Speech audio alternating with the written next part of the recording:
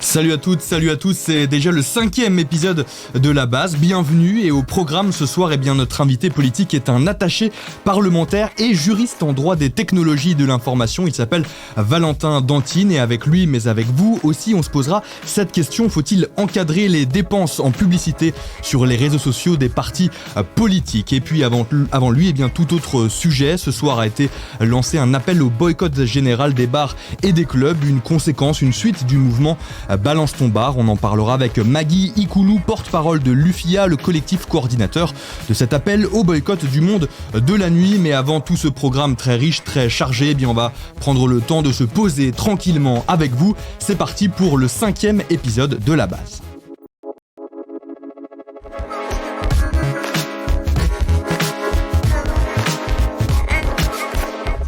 Et bonsoir à vous qui êtes avec nous aussi dans le chat. Je vois déjà que les fidèles sont là. Zion Lidoum est avec nous depuis peut-être même la première émission. Merci d'être avec nous. Bonsoir à toutes et à tous. Bonsoir à Dark Gwendal Carcassonne. Quel nom! Bonjour Gwendal. J'espère que vous allez bien. Merci d'être avec nous en ce début d'émission pour ce 5e épisode. Donc déjà, je le disais, ça passe rapidement, ça passe à une vitesse assez folle. Et depuis ces 5 émissions, je suis toujours là. Mais il y a aussi Brieux Beckers qui est toujours là. Merci Brieux d'être avec nous. Avec grand plaisir Manu, tu es toujours là mais plus pour très longtemps je pense. C'est vrai, plus pour très longtemps, on prendra le temps de l'expliquer un petit peu après, je vais devoir me retirer pendant un petit moment de cette émission, mais ne vous inquiétez pas, mon remplaçant est déjà tout trouvé, je vous le dis d'avance, il est magnifique, il est superbe. On en parlera un petit peu après. Je dis ça aussi peut-être parce qu'il est juste derrière les caméras. Mais j'aurai l'occasion de revenir là-dessus. Et puis, voilà, nous on est là depuis le début, mais il y en avait un autre qui était là au tout début, qui après a laissé sa place à d'autres, mais qui est de retour ce soir pour ce 5e épisode. Donc, c'est toi, Thomas. Salut Thomas, merci d'être de retour avec nous. Avec grand plaisir. Ça m'avait un peu manqué, j'avoue. J'ai regardé un peu les émissions là. Ouais, tu nous as regardé un peu sur les premières. Ouais, mes collègues se sont bien sortis. Clément, Sacha, franchement, j'ai bien aimé. Alors Hortense, que je connaissais pas non plus, ça m'a fait découvrir un peu Civics, franchement chapeau à eux. Ouais, Hortense Debert qui fait partie de l'ASBL Civics qui était avec nous donc la semaine dernière et donc là c'est toi qui es de retour en tant que chroniqueur politique entre guillemets, voilà si on peut qualifier ton rôle comme ça, mais en fait tu nous apportes ton regard, tes connaissances sur le fonctionnement des institutions politiques ici en Belgique. T'as suivi un peu donc aussi l'évolution de l'émission, qu'est-ce que t'en penses toi entre là t'avais fait toi la première, aujourd'hui la 5e, est-ce que l'émission évolue bien ou pas du tout? Ouais, je la trouve un peu plus fluide aussi avec ce truc des pauses moins longues parce qu'on avait été critiqué je pense pour les pauses super longues la première fois où on vous voit changer de plateau, enfin je trouve qu'il y a une amélioration à ce niveau-là, c'est assez cool à voir. Ouais.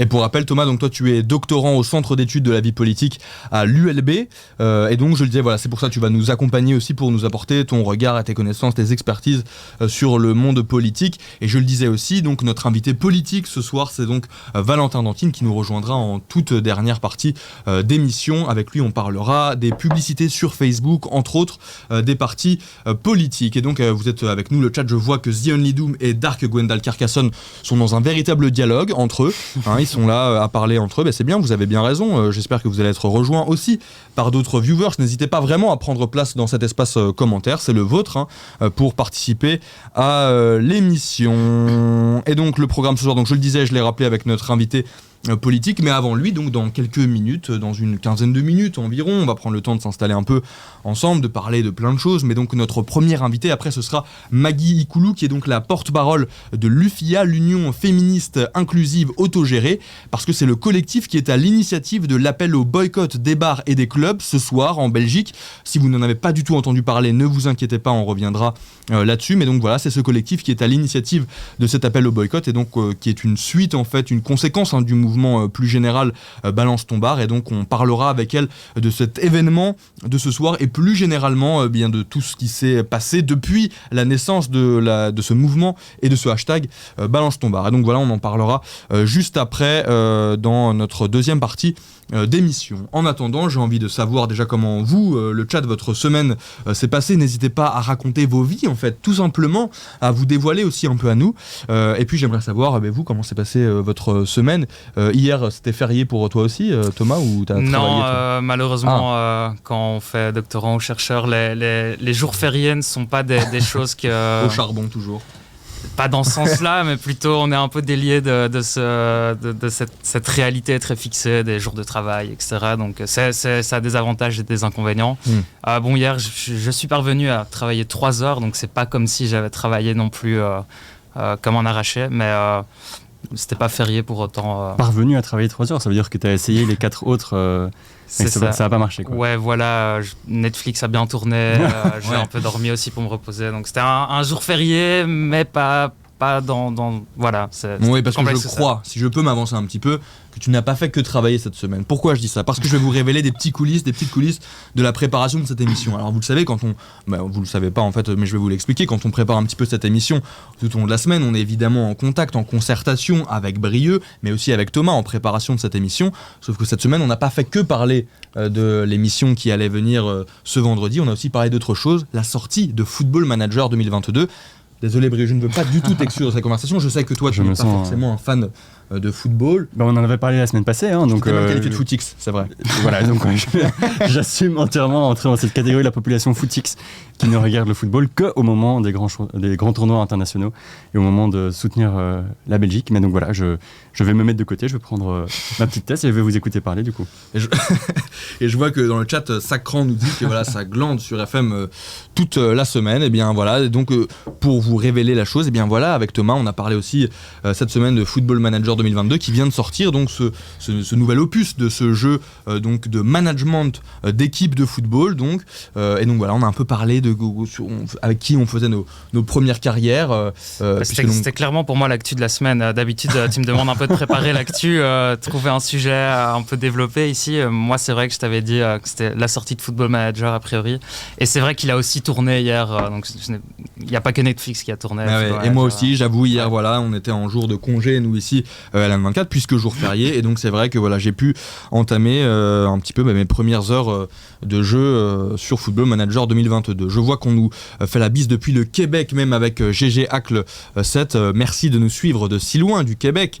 Je vois que Zionidoum a l'air de le connaître. Oh mon Jérém, c'est pas vrai, ça fait plaisir que tu nous suives depuis le Québec. Merci d'être avec nous. Et Dark Windal qui compatit aussi avec moi, qui se sont tout aussi exclus de la conversation.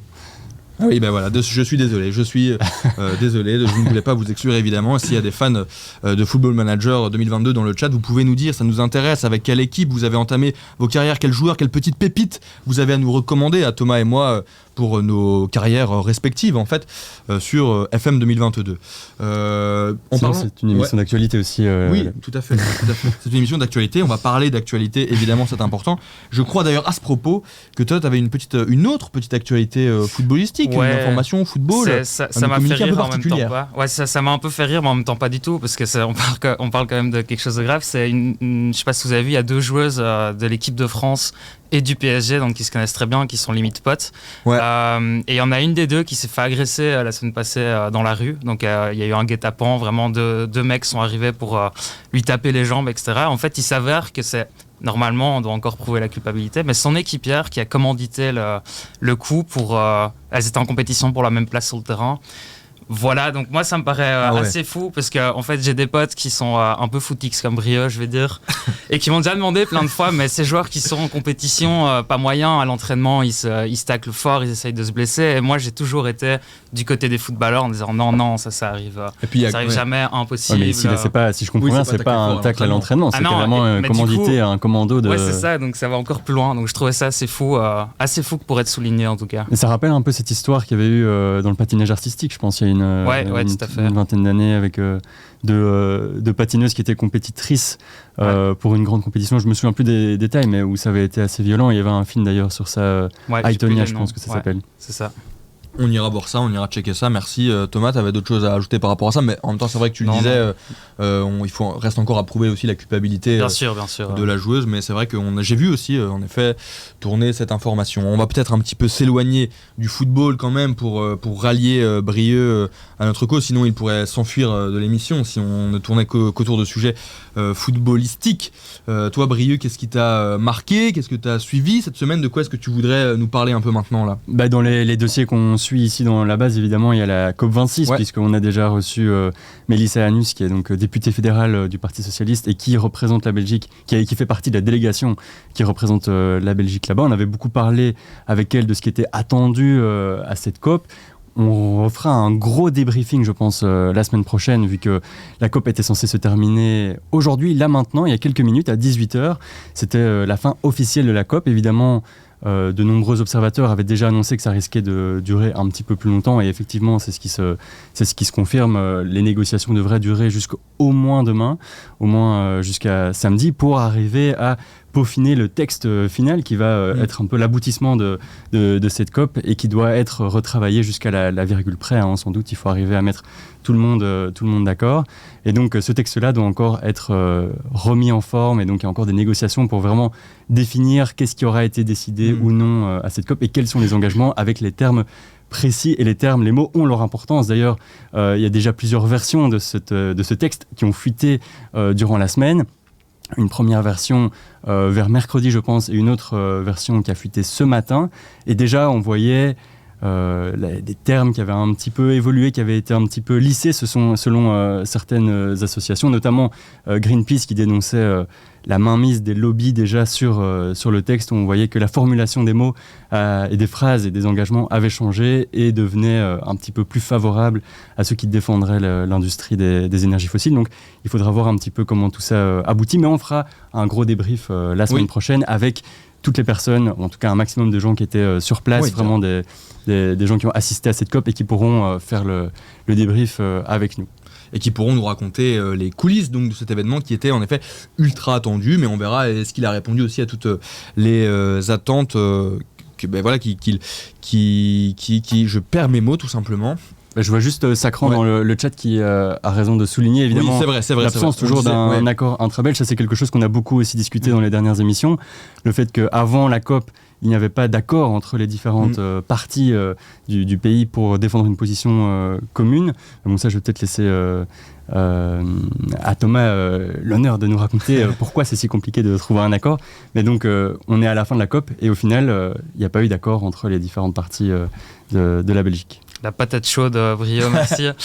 Non, effectivement, c'est toujours dur d'avoir des accords intra-belges sur ce genre de questions, parce qu'on sait qu'en Belgique, les compétences de ce style-là, donc les compétences environnementales par exemple et de l'énergie, sont éclatées entre les régions, le fédéral, donc chacun a son mot à dire à des niveaux différents, etc. Donc évidemment, il y a des objectifs qu'on veut réaliser qui sont différents. Donc typiquement, les Flamands ne veulent pas être aussi ralentis dans leur industrialisation et dans leur économie que les Wallons, ou peut-être l'inverse. Voilà, il y a des considérations différentes. Et donc à partir du moment où ces compétences, il y a 3, 4, 5, 6 acteurs différents qui s'en occupent, c'est bien plus compliqué d'obtenir un accord et un objectif commun à aller porter sur la scène internationale. Et donc ici, on voit typiquement en Flandre... il y a aussi des ralentissements. Il ne faut pas croire que ça vient seulement de Flandre, les blocages, etc. Mais on voit que la position de la NVA, par exemple, est très dure par rapport aux objectifs à atteindre en termes de réduction d'émissions de CO2, etc. Face à une coalition socialiste écologiste en Wallonie qui veut peut-être aller plus loin. Donc voilà, c'est ce genre de match qu'il y a en Belgique à cause de la distribution des compétences. La fameuse lasagne institutionnelle, les différents niveaux de pouvoir qui n'arrivent pas toujours à parler entre eux et les compétences qui sont tellement morcelées qu'on ne sait même plus qui décide de quoi. Et ça, c'est quelque chose qui a été vraiment très critiqué par notamment Youth for Climate, qui est donc ce rassemblement de jeunes qui luttent pour le climat et qui sont représentés aussi à la COP, qui ont donc dit qu'ils avaient eu honte de cette situation et d'avoir dû représenter la Belgique malgré cette situation dans un événement aussi important quand on voit la taille de la Belgique à l'échelle du monde et des pays qui sont représentés. D'habitude, on profite aussi toujours de cette première partie introductive où on s'installe avec vous aussi le chat pour parler de la vidéo décryptage sortie cette semaine. Alors cette semaine, il n'y a pas eu de vidéo décryptage, en tout cas elle n'est pas encore sortie, la nouvelle vidéo décryptage. Non, mais c'est lié, mais tu voulais m'en parler un petit peu parce que notamment aussi c'est lié au sujet de la COP26. C'est lié effectivement parce que Thomas nous parlait donc de la position de la NVA en Flandre qui diffère un petit peu des objectifs qui sont fixés par d'autres partis à la manette au fédéral et dans les autres entités fédérées. Et là on est en train de préparer du coup un dossier décryptage sur la question de la sortie du nucléaire, un dossier qui est évidemment très brûlant et qui le sera encore durant tout le mois de novembre puisque le gouvernement s'est fixé comme objectif la fin du mois de novembre pour décider ou non de prolonger encore des réacteurs. Et il y avait une décision très importante qui était attendue dans ce dossier, c'était le permis de construire pour des centrales à gaz, parce que on le sait, si on veut sortir du nucléaire d'ici 2025, il va falloir compenser la production d'électricité qu'on produit aujourd'hui par les centrales nucléaires avec autre chose. Alors évidemment le renouvelable, mais qui ne permet pas de tout couvrir. Et donc il y a la décision qui a été prise de construire des nouvelles centrales à gaz pour compenser la production d'électricité qui provient aujourd'hui du nucléaire. Mais ces centrales à gaz ne sont pas encore construites. Il faut donc les construire, il faut donc un permis pour pouvoir les construire.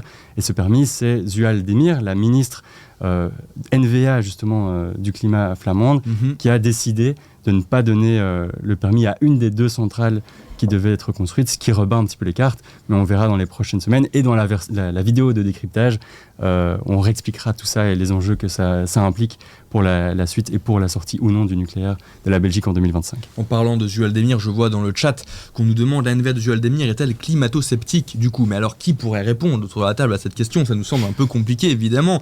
Qui sommes-nous pour nous positionner par rapport à cela? Nous ne sommes pas des personnalités politiques évidemment.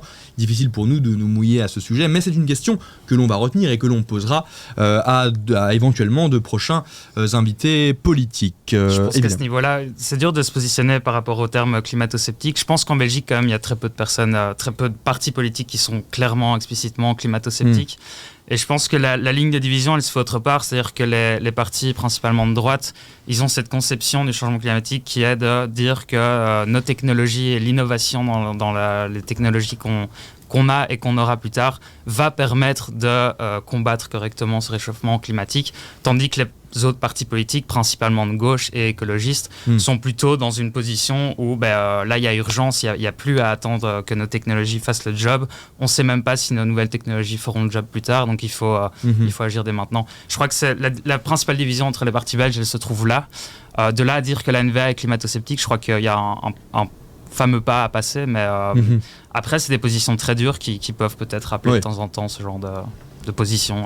Et je disais qu'on poserait cette question de futurs invités politiques. On ne la posera pas à notre invité politique ce soir car ce n'est pas du tout le sujet, mais j'en profite aussi pour vous rappeler et pour vous inciter à rester avec nous tout au long de l'émission, car notre dernière partie d'émission, l'invité politique, ce sera Valentin Dantine et il viendra pour nous parler des dépenses en publicité des partis politiques sur les réseaux sociaux. Faut-il les encadrer, ces dépenses-là? Eh bien, on se posera cette question avec lui et avec vous, évidemment. Vous pourrez nous dire ce que vous en pensez de tout cela. Et par rapport sur le chapitre du nucléaire, il y en a un ici en Belgique chez nous qui a réagi cette semaine à ce propos, c'est Georges-Louis Boucher. Je crois que ça ne t'a pas échappé en tout cas, Thomas, sur Twitter entre autres, mais il a aussi répondu à des interviews tout au long de la semaine. Tu voulais ajouter toi quelque chose par rapport à ça?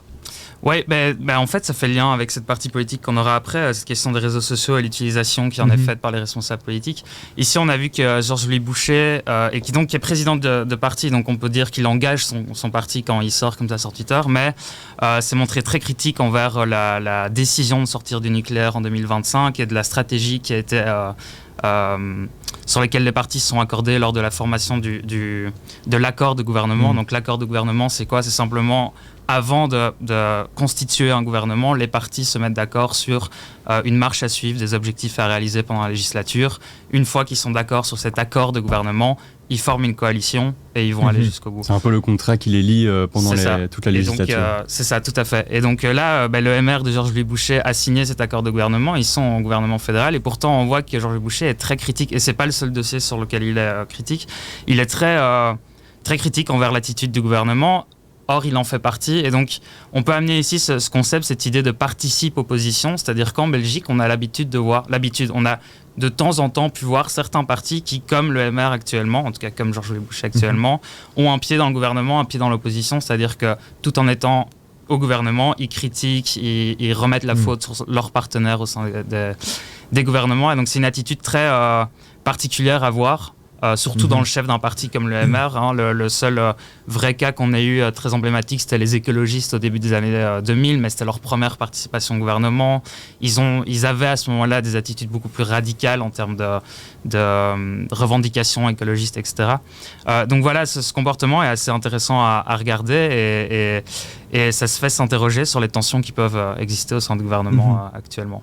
Dans quelques minutes, on va se pencher sur notre gros dossier, notre gros sujet du jour avec notre premier invité qui nous rejoindra. Donc c'est Maggie Ikoulou, porte-parole et membre de l'Union féministe inclusive autogérée, avec elle on parlera donc de l'appel au boycott là, de ce soir des bars et des clubs. Son collectif est à l'initiative de cet appel, un collectif qui regroupe d'autres collectifs féministes. On en parlera donc dans quelques minutes avec elle. Elle viendra s'installer ici parce que c'est notre gros sujet là de ce soir, donc on voulait aborder avec vous également. Mais juste avant ça, avant de clôturer cette première partie introductive, je voulais quand même revenir aussi un peu avec vous sur un gros sujet international de cette semaine qui ne vous aura peut-être pas échappé. C'est ce qu'il se passe en fait en Europe à la frontière entre la Biélorussie et la Pologne, parce qu'actuellement, qu'est-ce qui se passe ? Eh bien, il y a des milliers de migrants, donc des réfugiés qui sont en fait bloqués dans la forêt qui sépare, qui est à la frontière entre la Pologne et la Biélorussie. Et ces migrants eh bien, se retrouvent là parce qu'ils sont en fait en quelque sorte chassés vers l'extérieur par la Biélorussie, par les autorités biélorusses, qui leur avaient, alors pour certains en tout cas, accordé un permis de séjour très temporaire. Et là ils se retrouvent un petit peu poussés vers la sortie vers la Pologne, donc qui est un pays voisin de la Biélorussie. Et de l'autre côté, eh bien, la Pologne qui dit ce ne sont pas nos migrants, on ne peut pas vraiment les accueillir. Un problème qui au final au départ en tout cas était assez local entre la Pologne et la Biélorussie et qui s'est transformé en véritable problème diplomatique et plus largement européen, avec l'Union européenne qui s'en est mêlée pour venir un petit peu se porter solidaire de la Pologne et reprocher à la Biélorussie d'instrumentaliser ces migrants, d'orchestrer leur départ vers la Pologne et de ne pas les prendre à leur charge. Et donc c'est devenu un gros problème diplomatique. L'Union européenne a aussi reproché à Vladimir Poutine de ne pas trop se mouiller, d'être plutôt du côté biélorusse. Et donc voilà, je voulais en parler aussi parce que c'est une actualité qui a marqué tout le long de cette semaine, qui n'est pas encore achevée, on ne sait pas vraiment comment ça va finir, et ça me semblait important aussi de rappeler quand même qu'au milieu de tout cette problématique diplomatique, ce sont quand même des milliers de migrants. Alors c'est pas non plus immense, on parle de 3 à 4 000 migrants je pense dans cette zone-là, mais voilà, ce sont quand même des vies humaines aussi qui sont en jeu au milieu de tout ce problème-là. Vous l'avez vu aussi cette actualité-là, vous oui, ce serait intéressant d'essayer d'en parler dans les prochains épisodes de la base, parce que c'est une problématique qui va continuer malheureusement encore au moins quelques jours, et c'est vrai que c'est intéressant de voir un petit peu les stratégies géopolitiques aussi qui sont menées par les pays qui sont ici concernés, la Pologne et la Biélorussie, et de voir essayer de voir un petit peu quels sont les intérêts cachés derrière cette manœuvre avec quelqu'un qui s'y connaît véritablement bien. Je ne sais pas si ça vous intéresserait dans le chat qu'on parle de ça, n'hésitez pas à nous le dire et on verra qui on peut évidemment inviter pour en parler. Tout à fait, de ce sujet-là ou de tout autre sujet européen. C'est vrai, à vrai dire, on s'est déjà posé la question aussi de traiter des sujets parfois européens avec des invités politiques qui seraient des personnalités politiques au sein d'institutions européennes. Donc vous pouvez nous dire dans le chat aussi quel sujet vous voudriez qu'on traite par rapport à cela et nous donner donc vos idées d'invités et de sujets tout au long de l'émission. On va marquer une première petite pause car il est déjà 18h30 et qu'il est l'heure maintenant d'accueillir notre premier invité, je le disais, donc Maggie Ikoulou, qui va prendre ta place ici, Thomas, mais tu restes quand même dans le secteur puisque tu vas revenir, je le disais après, pour notre dernière partie, la partie politique, lorsque l'on s'intéressera aux dépenses des partis politiques en Belgique sur les réseaux sociaux. Ta présence sera très importante, encore plus importante à ce moment-là, donc reste dans les parages s'il te plaît. Et toi Brieux, tu restes à mes côtés donc pour accueillir Maggie Ikoulou et pour parler avec elle de cet appel au boycott ce soir des bars et des clubs ici en Belgique. On marque une petite pause très courte, le temps donc de faire ce petit changement autour de moi et on se retrouve juste après.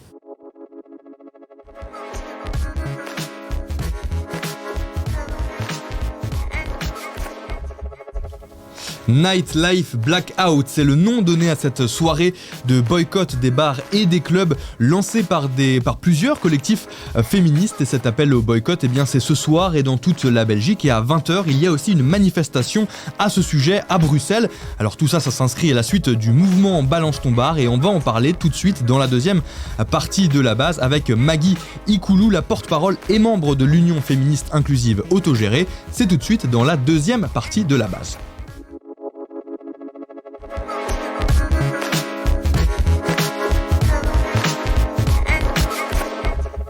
Et merci à vous aussi dans le chat d'être toujours avec nous. Pour rappel, vous pouvez donc toujours prendre part à nos discussions comme lors de la première partie et comme tout au long de l'émission. Et donc ce soir, on va parler donc de l'appel au boycott des bars et des clubs lancé donc ce soir ici en Belgique. D'ailleurs, j'aimerais même vous poser cette question à vous, le chat. Est-ce que vous allez rejoindre aussi cet appel au boycott ce soir? Dites-nous un peu dans les commentaires ce que vous pensez aussi de cet appel-là, si vous allez le rejoindre ou pas, et nous donner vos avis pour alimenter aussi nos discussions tout au long de cette deuxième partie donc, et une deuxième partie où nous accueillons notre première invitée du soir, Maggie Koulou. Bonsoir et merci d'être avec nous. Bonsoir, merci pour l'invitation. Comment vas-tu ? Ça va, un peu fatiguée j'avoue, parce que c'est le marathon depuis ce matin. J'ai commencé à la matinale si vous avez vu. Ouais. Donc debout à 5h, hier on n'a pas beaucoup dormi pour terminer les derniers préparatifs. Et donc voilà, mais ça va, en forme. Et c'est une soirée qui en plus s'apprête à être longue quand même. Enfin en tout cas voilà, il y a un rassemblement à 20h et puis bon, j'imagine que ça va durer un petit peu parce qu'il y a une manifestation quand même après derrière. Oui c'est ça, il y a un rassemblement, une manifestation et il y a aussi un DJ qui va venir mettre un petit peu de musique histoire de nous réchauffer parce qu'il fait très froid. Ouais. Et puis vu qu'on appelle au boycott des bars et des clubs, on voulait vraiment que ça ressemble quand même à un lieu festif avant tout. Pour la symbolique de voilà, on veut se créer notre propre safe night en fait. Ouais. On va y revenir évidemment sur cet événement, ce rassemblement à 20h et puis plus largement, donc tu le disais là, de l'appel au boycott, mais donc là ce rassemblement c'est donc à partir de 20h et c'est place de l'Albertine à Bruxelles, c'est ça? C'est situé où C'est en plein milieu du centre-ville, vraiment près de la gare centrale, entre gare centrale et Grande Place. Et donc toi, tu es la porte-parole de l'UFIA, donc l'Union féministe inclusive autogérée, qui est donc le collectif à l'initiative de cet appel au boycott ou... C'est ça. En fait, à la suite de Balance ton bar, on s'est rendu compte de l'ampleur des témoignages et qu'il y en avait énormément. Et on s'est dit, ok, après Balance ton folklore, après MeToo, c'est vraiment nécessaire de s'organiser dans une union. Et c'est pour ça qu'on s'est dit, ok, on s'organise, qu'est-ce qu'on fait? Donc on s'est dit, on va écrire une lettre, on va interpeller les politiques, les médias, et en plus de ça, on va créer notre propre Safe Night Club, Safe Night, pardon. Ouais. Et pour nous, c'était vraiment essentiel de faire un boycott des bars et des clubs parce que c'était une façon de les interpeller directement, de toucher à leur porte-monnaie en leur disant, ok, nous, on vient plus chez vous si vous vous assurez pas de notre sécurité entièrement, en fait. Et donc toi, tu es porte-parole de ce collectif-là, c'est ça? On est toutes porte-parole, en fait. Il n'y en a pas une qui est placée en avant. Et donc, il y a plusieurs personnes qui vont dans les médias et qui relatent en fonction des compétences de toutes, de toutes les personnes membres de l'Union, parce que ce n'est pas notre activité à temps plein. On n'est pas militante à temps plein. On n'est pas payé pour faire ça. On est bénévole. Et à côté de ça, on a toutes des compétences. Et en fonction de ça, on s'est réparti un petit peu la charge de travail. Quand tu dis nous, toutes, ça veut dire quoi exactement? C'est qui est derrière ce collectif? Et toi, comment t'en es arrivé à faire partie de ce collectif-là? C'est quoi exactement ton parcours? Alors, nous toutes, ça veut dire des collectifs qui sont déjà organisés, qui ont des statuts juridiques et qui travaillent depuis longtemps sur les questions des violences faites aux femmes. Mais ce sont aussi des féministes, des journalistes indépendantes, des activistes, des militantes. Et moi, je suis arrivée là parce que dans mon travail quotidien, je suis chargée de plaidoyer pour une association qui s'appelle BIPAX et une coalition de lutte antiraciste qui s'appelle NAPAR. Et donc, en tant que chargée de plaidoyer, je suis assez aussi visible politiquement parlant et je fais beaucoup de lobbying politique. Et c'est comme ça que l'Union m'a contactée pour être membre de cette union et donc les aider pour tout ce qui est communiqué de presse, médias, chargés de politique, etc. Donc si je comprends bien, c'est plusieurs collectifs qui préexistaient au mouvement Balance ton bar, qui se sont rassemblés pour créer cette nouvelle enseigne, l'Union féministe inclusive. C'est des collectifs et des militantes qui existaient déjà avant et qui se sont rassemblés pour ne faire qu'un. Et quel est l'intérêt d'avoir choisi de se rassembler autour d'une nouvelle identité dans le cadre de ce... Mais parce que l'union fait la force, comme le dit la devise nationale de la Belgique, mais parce que si ensemble on a plus d'impact, on a plus de poids, il y a des personnes qui ont une énorme communauté dans notre collectif, dans notre union, et du coup mettre toutes nos communautés ensemble, ça fait qu'on peut vraiment toucher toute la Belgique plutôt que de se concentrer uniquement sur Bruxelles. Et là d'ailleurs, à force d'unir nos forces, on a même été au-delà de la Belgique, c'est-à-dire que maintenant ça prend aussi de l'ampleur en France, et les médias français d'ailleurs nous ont contactés à ce sujet.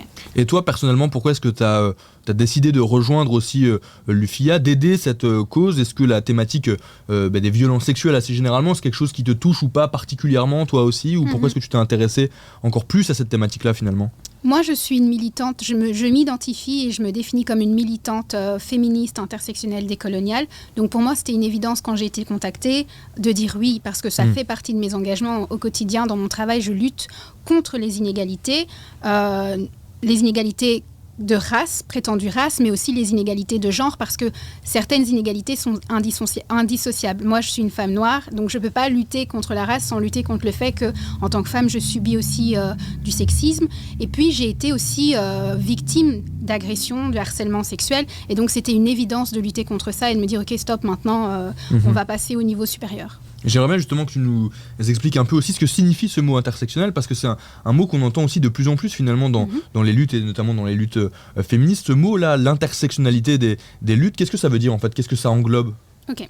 Alors l'intersectionnalité, c'est une grille de lecture qui est née, qui a été théorisée, on va dire comme ça, en 1960, dans les années 60, par une juriste afro-américaine qui s'appelle Kimberly Crenshaw. Et en fait, elle s'est rendue compte que les femmes noires et les femmes latinas en Amérique du Nord vivaient 2 fois plus de violence que les femmes blanches et encore plus que les hommes blancs. C'est-à-dire qu'elles étaient payées moins que les hommes et encore moins que les femmes blanches. Et elle s'est dit, ok, en fait, quand on est une femme racisée, on vit 2 fois plus de violence systémique et la loi ne prend pas ça en compte. Et elle a décidé de nommer ce constat, l'intersectionnalité. Et c'est de là que ça vient, en fait. C'est pour montrer que certaines catégories de femmes subissent plusieurs types de discrimination et d'oppression croisées qui sont indissociables, notamment les femmes racisées qui vivent à la fois les oppressions du racisme et les oppressions du sexisme.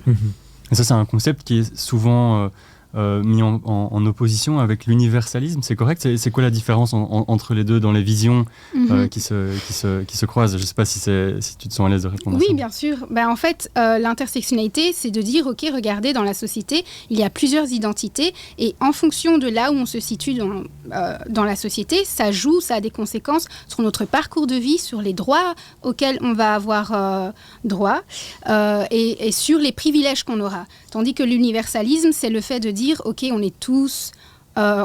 se ressemble tous, on est tous... il n'y a pas de couleur, il n'y a pas de genre. On voit pas les couleurs, on part tous du même point départ et que si on fait tous des efforts, on peut y arriver. Alors que non, moi je peux faire autant d'efforts que je le voudrais, je suis désolée, mais j'aurai jamais les mêmes chances qu'un homme blanc cis. Une femme voilée aura jamais les mêmes chances que toi, par exemple, pour trouver un emploi dans la fonction publique, par exemple. Et ça, l'universalisme ne veut pas voir ça. Est-ce que tu peux aussi juste nous rappeler ce que c'est un homme blanc cis, le terme? Un homme blanc cis, c'est un homme qui se définit comme, en fait, être un homme blanc cis ou une femme cis, c'est-à-dire que tu te définis dans le corps que tu es né. Donc, moi, je suis une femme cis parce que je me reconnais dans mon corps de femme, avec mes organes génitaux et sexuels féminins. Mais les trans, eux, sont nés dans le mauvais corps et ne s'identifient pas dans le corps avec lequel ils sont nés, tout simplement parce que, en fait, le genre est une construction sociale. Et pour eux, il n'y a pas cette binarité entre homme-femme, pour les trans ou pour les personnes non-binaires. Et c'est tout simplement ça, en fait. Ok. Merci de la clarification et puis la vulgarisation aussi parfois nécessaire pour être certain que aussi tout le monde dans le chat aussi puisse nous suivre et suivre nos discussions. Merci aussi de prendre part aux discussions. Vous pouvez nous poser toutes vos questions via le chat. Évidemment, on les relaiera, on les posera à notre invité et puis on y répondra tout au long de l'émission. Je vois une question là qui tombe maintenant. Y a-t-il la volonté, l'ambition et donc les moyens mis en œuvre pour que le mouvement Balance ton bar prenne autant d'ampleur que d'autres mouvements qu'on a pu connaître avec Balance ton porc ou MeToo là par exemple? Alors là, nous sommes totalement indépendantes et on fait ça totalement gratuitement. On n'a pas de fonds, on n'a pas de moyens. En fait, on met nos propres moyens financiers, nos propres moyens humains derrière ça. Et heureusement, grâce à la force qu'on a et à la couverture médiatique qu'on a, ça commence à prendre au niveau politique aussi, et ça a interpellé certains politiciens en se disant ok, il serait peut-être temps de faire quelque chose. C'est vrai qu'ils n'ont pas attendu Balance ton bar pour mettre en place des plans, mais ils ne sont pas réellement ambitieux. Par exemple, Madame Bénédicte Linard a mis en œuvre un plan pour les droits des femmes, et dans ce plan, il y a un volet violence sexuelle pour lutter contre les violences sexuelles faites aux femmes, et il y a un tout petit paragraphe pour le milieu festif, mais c'est une action qui est absolument floue et qui n'a rien de concret pour vraiment protéger les femmes dans le milieu festif. Mais justement, on appelle au boycott comme ce soir, on va encore l'expliquer tout au long de nos discussions, mais est-ce que c'est parce que aussi pour l'instant les réponses politiques ne sont pas à la hauteur ? Oui, c'est totalement ça en fait. Nous, on se dit que c'est vraiment regrettable d'attendre qu'il y ait des morts, des victimes, des femmes violées pour agir, et là dans les lois, c'est pas suffisamment protecteur pour les femmes. Il n'y a pas cet aspect systémique, enfin il n'y a pas la reconnaissance de l'aspect systémique des violences. C'est pas juste des cas isolés en fait, et ça il faut bien, on insiste dessus, ce ne sont pas des cas isolés. Il y a vraiment toute une structure et un système qui permet que ces violences aient lieu dans les bars, mais aussi ailleurs. C'est vraiment, les bars, c'est un pan des violences qu'on vit au quotidien. Ici, depuis le début de ce mouvement, donc ça fait depuis 1 mois maintenant que les témoignages font surface sur les réseaux sociaux, qu'il y en a de plus en plus, comme tu le disais, un peu partout. En Belgique, il y a Balance ton bar Liège maintenant, mais aussi en France. J'ai vu qu'il y avait Toulouse, Paris, Grenoble, je pense. Donc il y a de plus en plus de pages qui se créent similaires à celle qui a été lancée ici, et le hashtag prend de plus en plus d'ampleur. Quel a été le cheminement que vous avez fait depuis 1 mois ? Il y a d'abord eu les témoignages sur les réseaux sociaux, des premiers rassemblements dans l'espace public, des premières manifestations. Et quel a été le cheminement qui vous a amené aujourd'hui à prendre cette décision d'un boycott et d'une action un peu plus coup de poing ce vendredi soir ? On s'est dit, ok, il y a autant de témoignages, on va faire une première manifestation. Après cette première manifestation, il y a eu encore plus de témoignages, plus de femmes qui voulaient briser le silence, et on s'est dit, ok, là, en plus des manifestations, il faut vraiment taper fort, il faut interpeller les politiques et taper là où ça fait mal, c'est-à-dire taper dans le porte-monnaie des personnes concernées, c'est-à-dire les bars. Et c'est pour ça qu'on s'est unis ensemble et qu'on a écrit une lettre qu'on a envoyée à tous les bourgmestres, parce qu'on a vu à travers les témoignages que ça touchait toutes les communes en fait, de Bruxelles. Et donc on a envoyé une lettre à tous les bourgmestres, et cette lettre a aussi été envoyée à des médias, et ça a eu l'impact que ça a aujourd'hui. Nous sommes écoutés, mais ok, maintenant on est écoutés, arrêtez de faire comme si c'était nouveau. Il y a eu MeToo il y a quelques années, vous savez tous que les femmes sont touchées par les violences quotidiennes. Il y a 93% des Belges qui sont touchés par le harcèlement, c'est pas nouveau tout ça. Donc maintenant, on arrête de faire semblant et on agit réellement. Mais justement, sur le côté être écouté, il y a des personnalités politiques qui manifestement vous écoutent, vous entendent, parce qu'il y a aussi des personnalités politiques qui même participent à certaines manifestations. On l'avait vu par exemple, Sarah Schitz, la secrétaire d'État à l'égalité des genres et des chances, elle s'était déjà rendue sur place à une manifestation. Bon voilà, on ne sait pas si elle sera là ou pas ce soir, mais peu importe. Et pourtant, voilà, derrière, il n'y a pas encore d'action. Quel regard tu portes toi vraiment là sur ces actions politiques, et puis aussi parfois sur certaines ministres qui prennent à cœur la thématique, mais qui finalement derrière, est-ce qu'ils font vraiment assez quoi ? C'est bien beau de participer aux manifestations. Il y a eu Sarah Schliess, il y a eu Léla Hagic, Margot Deré, et plein de partis politiques qui nous soutiennent et qui sont là et qui se montrent. On ne va pas se mentir, il y a aussi une instrumentalisation à ce niveau-là. Ils veulent montrer qu'ils soutiennent, mais plus que de vouloir montrer qu'ils nous soutiennent, prenez les actions en fait nécessaires. Et le truc, c'est que avec le paysage politique belge, c'est extrêmement compliqué de prendre des actions qui vont toucher tout le pays, parce que comme nous sommes un État fédéral, il y a des lois différentes et plusieurs gouvernements, plusieurs ministres compétents pour ces matières-là, et donc pour que eux tous se rassemblent dans une pièce et se disent ok, maintenant on va prendre cette loi et qui va être applicable partout de la même manière, et on ne va plus laisser ce type de choses arriver, ça prend du temps. Pour vous donner un exemple, la Belgique a promis un plan contre le racisme il y a 20 ans. Aujourd'hui, on l'attend encore parce qu'ils n'arrivent pas à se coordonner. Et c'est pareil pour les droits des femmes. S'ils n'arrivent pas à se coordonner, eh bien, il n'y aura pas d'action concrète. Mais c'est possible. Nous, on en est la preuve. L'UFIA en est la preuve. Quand on veut, on peut. Et ici, justement, pour revenir à la question du mouvement dont on parle ici, Vous avez déjà eu des entretiens avec certains politiciens, certains ministres éventuellement, certains députés. Dans ces entretiens, quelles sont les propositions que vous faites ? Quelles sont les actions que vous aimeriez voir portées au niveau politique le plus rapidement possible ? On n'a pas encore eu d'entretien avec des politiciens, on n'a pas encore eu d'entretien avec des cabinets. Nous, on attend d'en avoir justement, et dans notre lettre, on l'a dit, on est totalement disponible à travailler avec vous pour trouver des solutions. Et d'ailleurs, ils doivent travailler avec nous. C'est même pas négociable parce qu'ils doivent travailler avec les premières concernées et il faut qu'ils adoptent cette grille de lecture intersectionnelle, ce qui n'est pas encore le cas, notamment dans le plan des droits des femmes dont j'ai parlé. Et il faut arrêter de faire comme si la catégorie femme s'arrêtait à un seul type de femme. Non, il y a plusieurs femmes et il faut protéger toutes ces femmes. Et sur le fonctionnement et la difficulté des rouages aussi de nos institutions politiques et de mettre en place certaines choses. Vous qui nous suivez, vous en êtes aussi de bons témoins parce que c'est aussi l'ambition de cette émission, parfois en tout cas dans certaines parties politiques, de décortiquer un peu certains fonctionnements de notre fonctionnement, de nos institutions politiques ici en Belgique. Moi j'avais une question par rapport au rassemblement aussi de ce soir là, donc à 20h pour rappel place de l'Albertine à Bruxelles. Je lisais sur l'événement Facebook donc de ce soir que c'est un rassemblement en non-mixité choisie entre minorités de genre et survivantes. Ça veut dire quoi, ça ? Alors, c'est un rassemblement en non-mixité choisie, c'est-à-dire qu'il est avant tout dédié aux personnes sexisées, aux personnes qui s'identifient comme des femmes, donc aussi les femmes cis, des femmes trans, des hommes trans, des personnes non-binaires et agenrées. C'est avant tout pour eux, cette nuit, pour qu'ils se sentent en sécurité. Après, nous, on invite aussi les alliés à venir, mais ne pas se mettre en avant, parce que c'est pas votre nuit aujourd'hui, c'est la nuit des personnes sexisées et la nuit des résistantes. Nous, on utilise le terme résistante plutôt que victime, parce que l'histoire de l'humanité le montre, on n'est pas des victimes en fait, on est des résistantes. Les violences faites aux femmes et les inégalités entre hommes et femmes, c'est une des inégalités les plus longues de l'histoire de l'humanité. Et donc ça prouve bien qu'on résiste en fait. Et pourquoi c'est important de rassembler ou en tout cas de mettre en avant certaines personnes plutôt que d'autres ? Parce que ces personnes sont plus victimes, elles sont plus... je ne trouve plus mon mot, mais elles sont plus vulnérables. Voilà. Elles sont beaucoup plus vulnérables que d'autres et elles ne sont pas suffisamment entendues. Par exemple, les femmes racisées sont 2 fois plus touchées par les violences systémiques, mais on ne les entend pas. Elles sont invisibles, les lois ne prennent pas ça en compte. Et ces femmes-là, aujourd'hui, seront mises en avant. De même que pour les femmes trans, ces femmes vivent énormément de violences et elles ne sont pas entendues. Il n'y a pas de loi qui les protège. Ces femmes-là seront mises en avant aujourd'hui et protégées. Et c'est ça. C'est contre ça qu'on lutte et c'est pour ça que nous faisons ce rassemblement. C'est vraiment pour mettre en avant les personnes vulnérables et qui ne sont pas suffisamment protégées aujourd'hui par nos lois.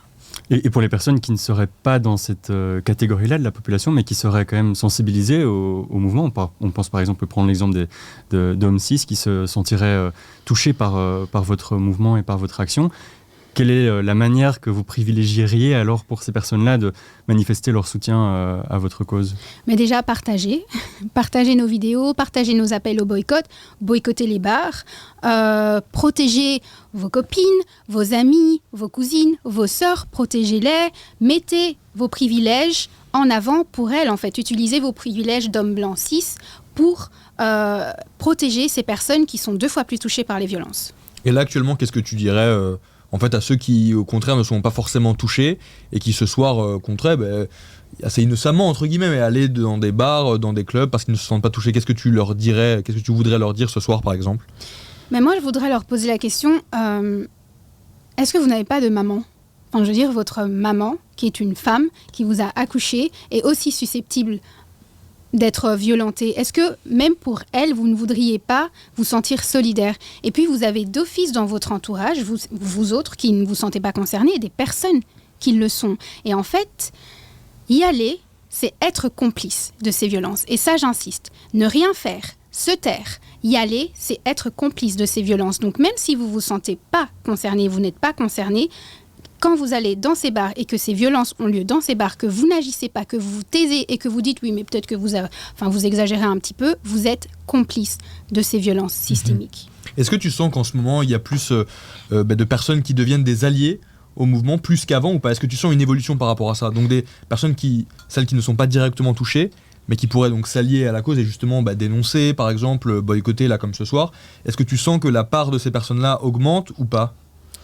Plus ou moins, c'est-à-dire qu'elle augmente, mais aussi parce qu'on a une grande visibilité médiatique. Il y a aussi ces personnes qui soudainement se rendent compte que, ah oui, c'est vrai, peut-être que les violences sexuelles, c'est grave.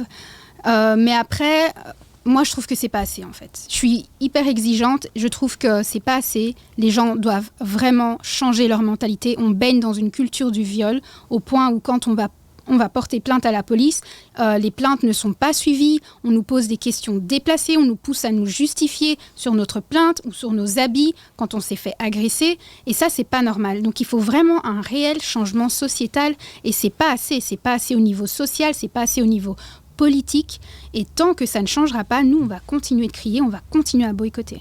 Mais alors évidemment c'est un débat très large, hein, c'est un changement qui peut intervenir sur plein d'aspects différents, mais toi comment est-ce que ça pourrait changer selon toi ? Qu'est-ce qui devrait changer le plus urgemment presque en fait ?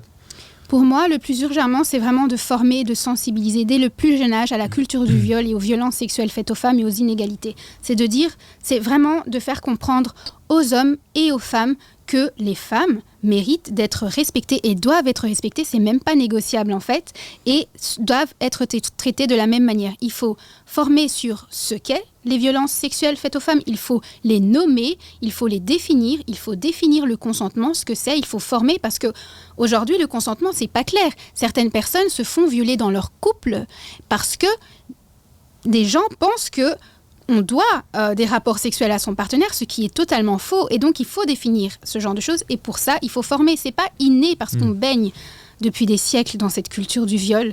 Et donc, pour ça, pour moi, la première chose à faire, c'est vraiment mettre des formations obligatoires pour tout le monde, pour toutes les personnes concernées en premier lieu. Ici, donc, pour les barmen, les serveurs, les videurs, les directeurs, le monde de l'ORECA, mais également le monde judiciaire, les professeurs, vraiment tout le monde. Et ici, ce soir, la décision de faire ce boycott des bars, c'est une décision très forte, hein, tu l'as expliqué, d'une volonté de toucher au portefeuille les personnes qui sont directement concernées par cette problématique.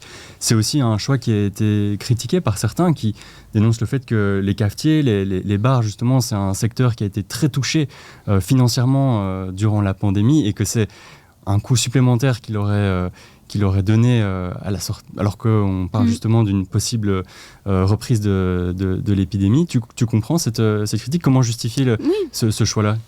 Moi, je comprends. La pandémie a été dure pour tout le monde. Elle a été dure aussi pour les femmes qui ont été 2 fois plus touchées. Les inégalités entre hommes et femmes ont augmenté pendant la pandémie. Les violences envers les femmes ont augmenté pendant la pandémie. Donc nous aussi, on souffre en fait. On souffre depuis des années et au bout d'un moment, stop.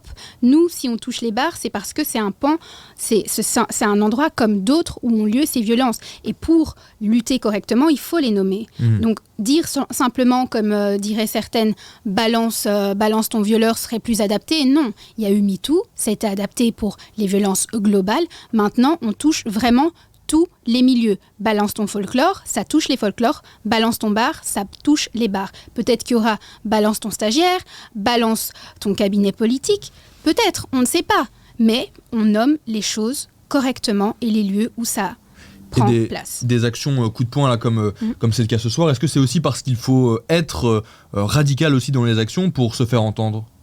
Exactement, il faut être radical, et parce que en fait, quand on n'est pas radical, on ne se fait pas entendre. Quand il n'y a pas de souffrance réelle, on ne se fait pas entendre. Parce que les politiciens sont systématiquement à la recherche d'objectivation, de chiffres, de témoignages pour prouver. Et donc voilà, c'est pour ça que comme on s'est unis pour être plus forte et se faire entendre et poser une action aussi radicale que celle-ci. J'en profite juste pour revenir sur cette notion de l'UFIA, de créer cette union. C'est plusieurs collectifs qui décident de s'unir.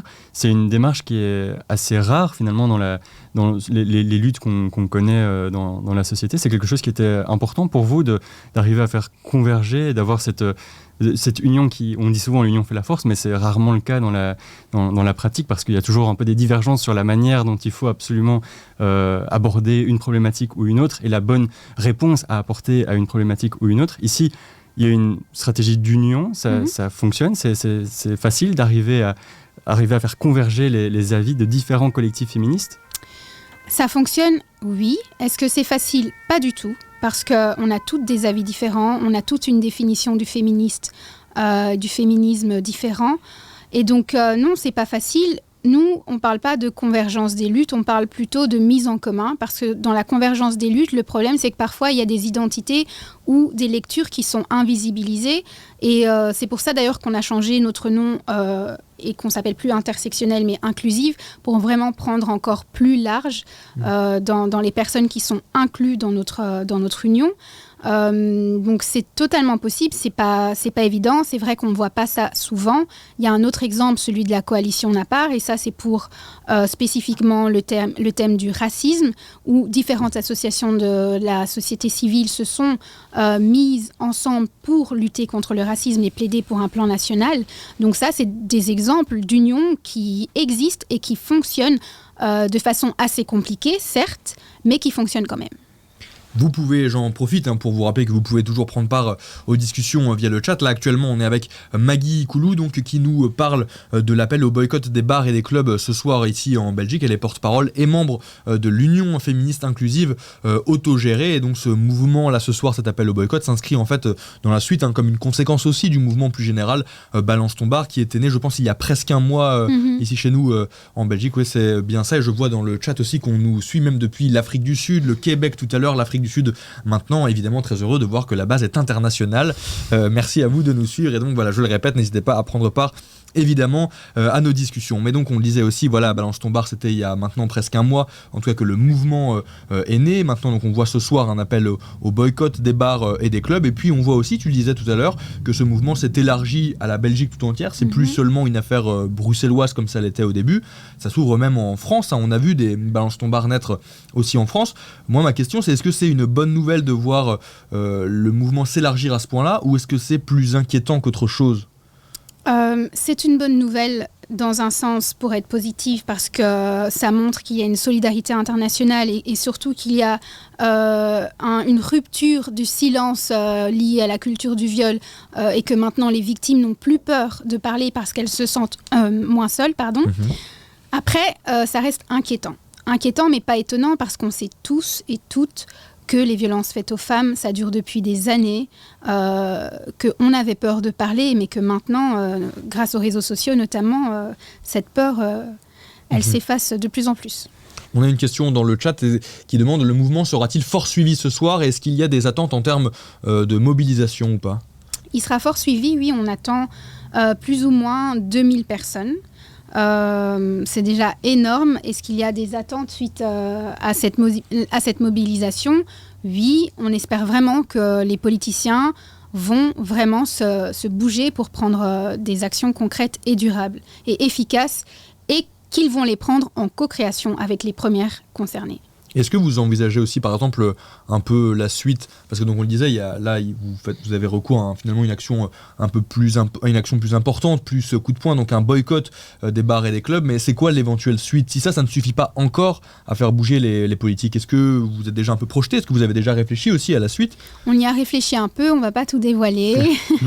Ça fait partie aussi de notre stratégie. Mais clairement, on va continuer à faire des actions chocs et des actions fortes tant qu'on ne sera pas réellement entendu.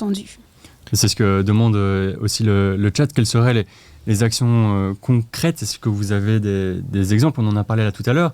Il n'y a pas encore eu de vraies rencontres avec les pouvoirs politiques. Vous attendez, j'imagine, une rencontre. Si cette rencontre avait lieu demain ou incessamment sous peu, quelles seraient les premières propositions, les premières actions que vous demanderiez et qui permettraient d'éviter de nouvelles actions plus coûteuses ? Alors, nous, on aimerait déjà supprimer le label SAFE. C'est-à-dire que là, les politiciens veulent mettre en place un label SAFE pour les bars et les clubs en disant, OK, les labels les clubs qui ont ce label SAFE seront des lieux considérés comme étant safe pour les femmes. C'est totalement superficiel, ça crée une concurrence déloyale et c'est comme dire, OK, allez, vous avez gagné ce prix. Et c'est comme si c'était négociable, en fait, notre sécurité. Que certains bars pouvaient l'avoir et d'autres pas. Non, nous, on veut que ce soit obligatoire pour tout le monde. Ça, déjà, c'est une action concrète à mettre en place. Supprimez ce label safe et faites en sorte que ce soit obligatoire pour tout le monde. Une autre action aussi concrète, c'est de créer des campagnes de sensibilisation intersectionnelle pour le milieu festif dans les bars, obligatoirement, et dans toute la Belgique. Et quand on parle de ce label safe, c'est quelque chose qui découle du mouvement Balance ton bar ? C'est quelque chose qui préexistait ? Non, c'est quelque chose qui préexistait déjà, dont ils nous ont parlé quand on les avait interpellés une première fois, en nous disant voilà, mais il y a quand même le label safe. Et nous, on leur a démontré à quel point cette action était vraiment inefficace sur le long terme. Tu disais aussi tout à l'heure, au-delà de Balance ton bar, il y avait eu par exemple Balance ton folklore, surtout l'année dernière, il y avait eu MeToo encore un peu avant. Et donc moi la question que je me pose aujourd'hui, c'est aussi pourquoi est-ce que là vous décidez par exemple de boycotter des bars et des clubs ? Est-ce que c'est parce que c'est le terrain dangereux, ou pourquoi maintenant les bars et les clubs ? Pourquoi pas par exemple, est-ce que c'est pas si dangereux par exemple les transports en commun ou d'autres choses par exemple ? Maintenant, les bars et les clubs, peut-être demain les transports en commun, si on se rend compte qu'on n'est pas entendu suffisamment vis-à-vis des violences sexuelles et qu'on se rend compte que les violences sexuelles ne reculent pas. Donc nous, on dit que les bars et les clubs, c'est vraiment une première action pour lutter contre les violences faites aux femmes, parce que on a appelé notre mouvement Balance ton bar, et parce que ces violences dont on parle ont lieu dans des bars et des clubs. Donc pour le moment, on vise les bars et les clubs, mais on a totalement conscience que ça englobe un mouvement plus large que ça. Donc si demain on doit boycotter les transports, on le fera. Dans l'histoire de l'humanité, ça a déjà été fait, c'était très efficace, et donc on n'aura pas peur de le faire. Et donc là, l'objectif, en fait, c'est de montrer votre désapprobation et aller vous retirer de tous les espaces où des violences sont commises envers les femmes. Voilà, c'est se retirer de tous les espaces où nous sommes nécessaires tant que notre sécurité ne sera pas prise en compte. Et donc, si on doit se retirer totalement de l'espace public un jour, pour ça, on le fera aussi.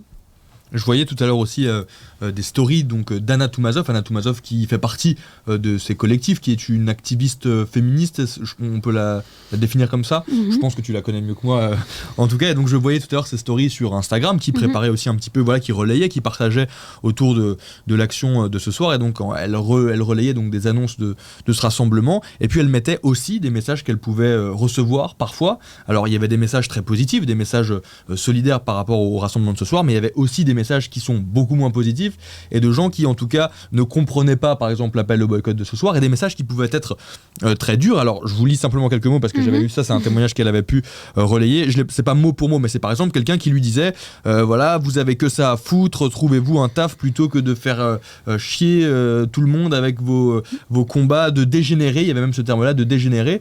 Et donc moi, ma question c'est, est-ce que vous recevez vous toutes, beaucoup de messages comme ça, agressifs et qui ne vous comprennent pas et qui sont en désaccord complet avec vous Mais le harcèlement en ligne, parce que c'est du harcèlement, fait partie des problèmes qui sont liés aux violences sexuelles. Donc, est-ce qu'on en reçoit ? Oui, au quotidien. Ça fait partie de nos combats. Ça fait partie des actions aussi sur lesquelles on réfléchit pour savoir comment on va lutter contre ça. Parce que voilà, les messages en ligne, en fait, c'est une continuité des violences qu'on vit publiquement. L'Internet, c'est aussi un espace public, en fait. C'est la continuité de l'espace public physique. Et donc, oui, on en vit quotidiennement. Malheureusement, c'est comme ça. On ne pourra pas changer toutes les mentalités. On en est parfaitement conscience. Et non, on n'est pas... C'est lui le dégénéré, c'est pas nous. Mais justement, Internet, c'est un terrain qui est très particulier parce que c'est un terrain qui peut permettre beaucoup de visibilité, qui peut offrir beaucoup de visibilité. Et en même temps, c'est un terrain qui est hyper violent. Enfin, on le voit avec des témoignages comme ça. Est-ce que parfois, c'est pas décourageant de recevoir plein de messages comme ça ? Est-ce qu'à un moment, par exemple, on se dit pas il y a encore trop de gens qui comprennent pas notre combat, qui nous comprennent pas, qui n'ont pas envie d'être un tout petit peu convaincus, donc j'abandonne. Mais c'est pour ça qu'on parle de résistante, en fait. Parce que oui, on en reçoit quotidiennement des messages comme ça. C'est dur, c'est violent. Ça impacte notre santé mentale. Et ça cause des symptômes post-traumatiques réels et violents. Donc, clairement, en fait, quand on fait ça, on se met en danger. Mais si on ne le fait pas, personne d'autre ne le fera. Et c'est parce que des femmes se sont mises en danger durant toute l'histoire de l'humanité qu'aujourd'hui, moi, je peux venir ici et vous parler. C'est parce qu'il y a des femmes qui se sont mises en danger pour que les femmes noires soient libérées et pour qu'elles puissent être entendues, et même les femmes de manière générale. Et donc, non, on ne va pas arrêter et on résiste malgré le fait que ce soit extrêmement violent et épuisant au quotidien.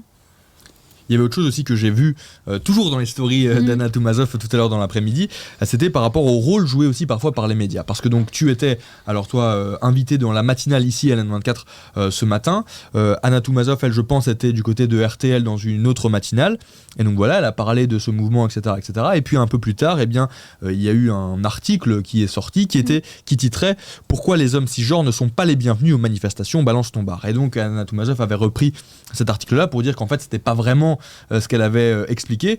D'où ma question, est-ce que parfois vous craignez aussi ce qui est fait de vos propos par nous, les journalistes, par nous, les médias? Est-ce que c'est aussi un danger pour vous? Est-ce que vous en avez peur parfois? Ah oui, c'est un réel danger, une instrumentalisation médiatique. Nous, on se demande pourquoi vous faites ça, en fait. Parce que, clairement, il y a des journalistes qui reprennent nos propos, qui les ressortent du contexte et qui vont dire des choses qu'on n'a pas dit. On n'a pas dit aux hommes cis de ne pas venir. La manifestation, elle n'est pas faite pour eux. Elle est faite pour les personnes sexisées.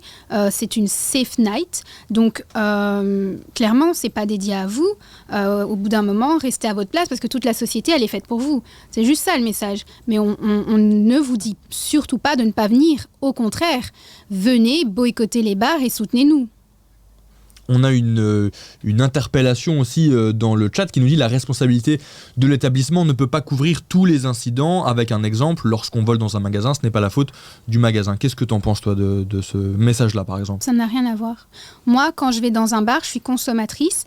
Et donc, il y a une responsabilité des personnes qui me servent à boire, tout simplement. Quand une personne vole dans un magasin, ça n'a rien à voir. Vraiment, c'est deux choses qui n'ont rien à voir l'une avec l'autre. Si par exemple, moi, je te sers de l'eau ici, je suis responsable du fait que je t'ai servi de l'eau. Si c'était ma bouteille d'eau, je suis responsable de savoir ce qu'il y a à l'intérieur de cette bouteille d'eau pour être sûr que tu ne sois pas drogué et que tu te retrouves, je ne sais pas, à l'hôpital parce que je t'ai donné une eau qui était complètement intoxiquée.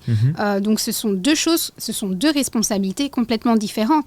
Quand je vais dans un bar ou quand je vais manger dans un restaurant, c'est la responsabilité de ce restaurant, de ce bar, de savoir qu'ils me servent des choses qui ne vont pas mettre en danger ma santé. C'est leur responsabilité, ça n'a rien à voir avec le vol d'un magasin. Parce qu'ici, ce qui est pointé du doigt dans le mouvement Balance ton bar, c'est une stratégie systémique de la part des employés de certains établissements qui mettent volontairement des drogues dans les verres et les choses qui servent aux clientes. Ce n'est pas d'autres clients qui seraient en train de droguer ou de molester d'autres clientes, mais c'est plutôt le fait que ce soit des employés directement du bar qui participent à cette action de droguer les clientes. Voilà, c'est ça en fait. C'est pour ça qu'on parle de système. C'est parce que derrière, il y a des patrons de bars qui savent que ce genre de choses ont lieu, qui ne font rien, donc ils sont complices. Il y a des serveurs qui le font, il y a des videurs qui le font.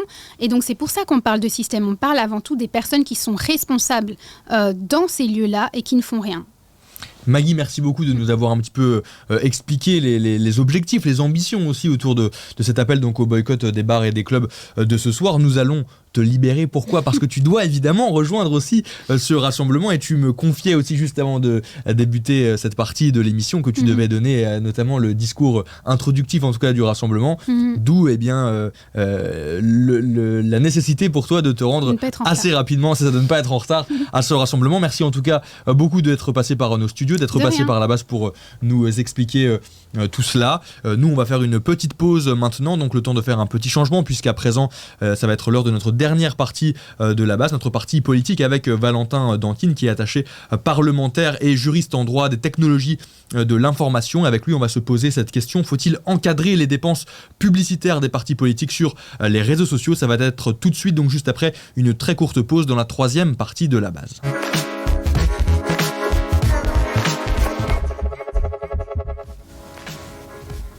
L'heure est venue d'accueillir notre invité politique pour la dernière partie de la base et ce n'est pas un élu politique qui nous rejoint ce soir mais un attaché parlementaire. Il s'appelle Valentin Dantine et il est aussi juriste en droit des technologies de l'information et avec lui tout de suite on va parler des dépenses des partis politiques sur les réseaux sociaux entre autres et c'est tout de suite donc dans notre dernière partie de la base.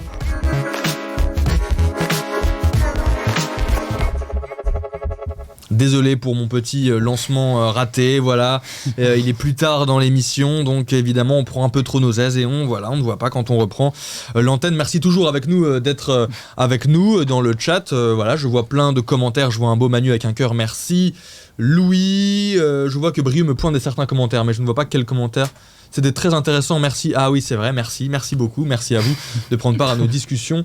Il est beau, Thomas, ta maman et ton papa, tes parents sont dans le chat, Thomas. Merci à vous de nous suivre. Merci à eux.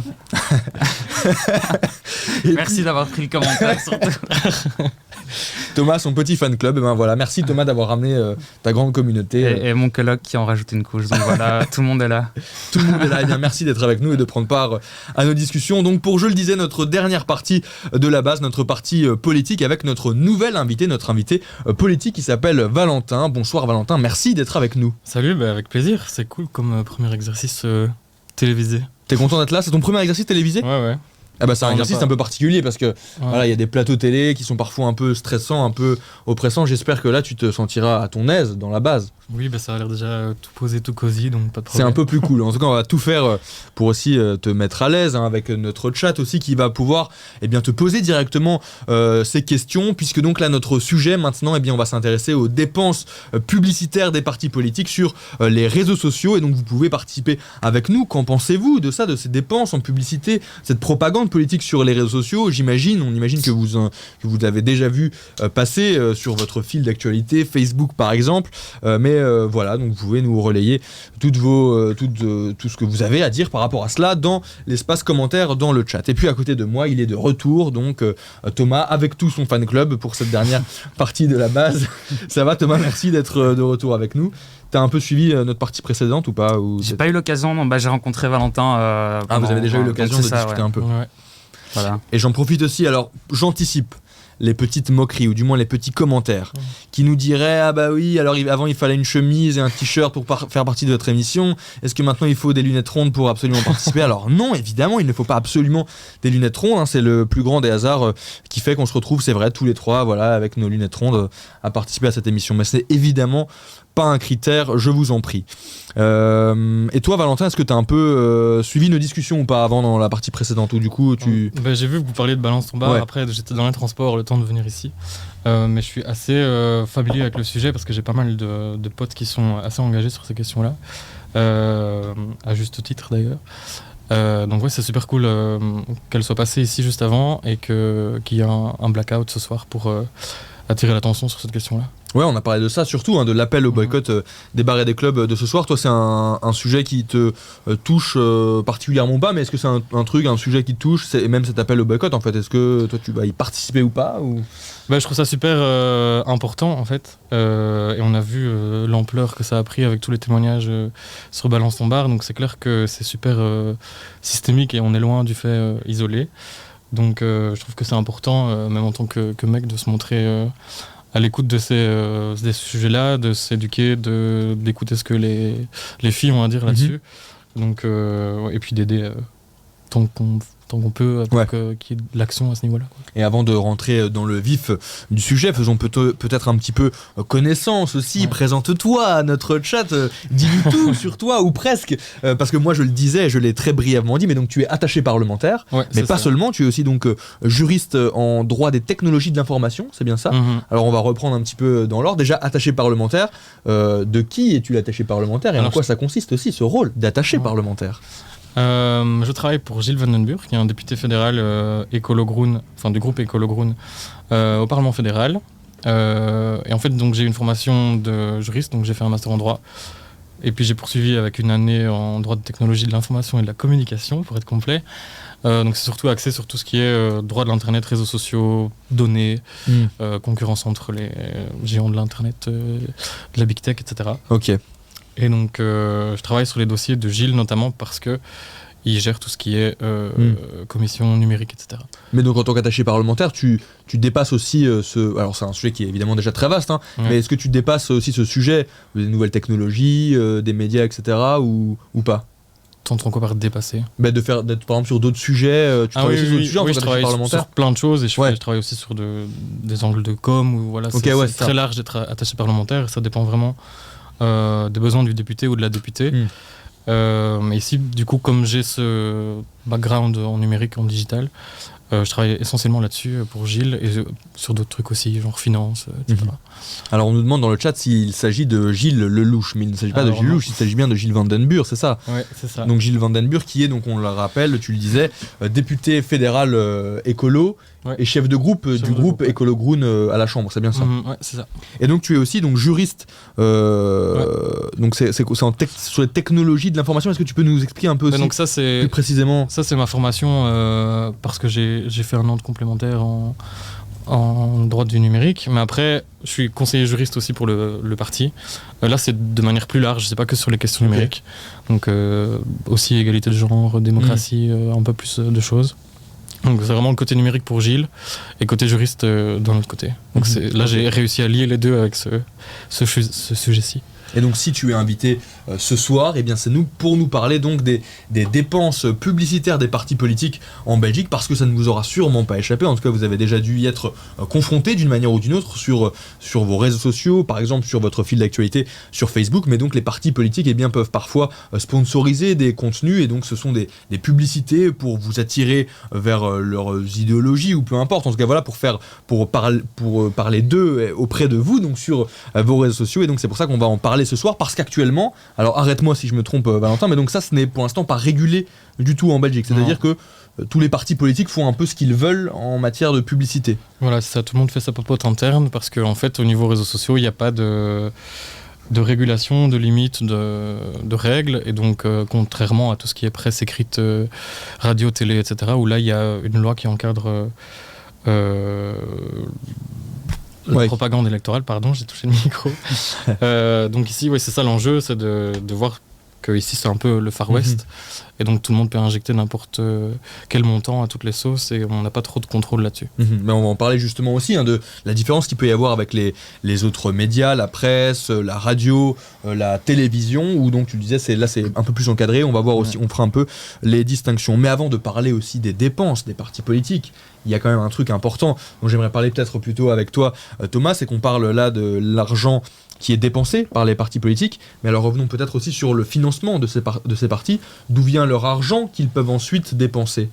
Donc comme Valentin l'a dit, il y a une loi qui existe. Donc Valentin indique que pour l'instant c'est le Far West sur les réseaux sociaux par rapport à la propagande politique qui est sponsorisée. Avant cette loi de 1989, c'était le Far West tout court pour le financement des partis, c'est-à-dire qu'ils recevaient de l'argent, on ne savait pas très bien comment, on ne savait pas ce qu'ils faisaient vraiment de cet argent, ils faisaient un peu ce qu'ils voulaient, c'était très très clientéliste dans la manière de dépenser cet argent. Donc à partir d'un moment, le législateur, donc c'est l'État qui produit des lois, a décidé de produire cette loi de 1989 qui, d'une part, dit « Ok, moi, les partis politiques, je reconnais que ça existe en tant qu'entité. Donc, les partis politiques, c'est quelque chose qui existe.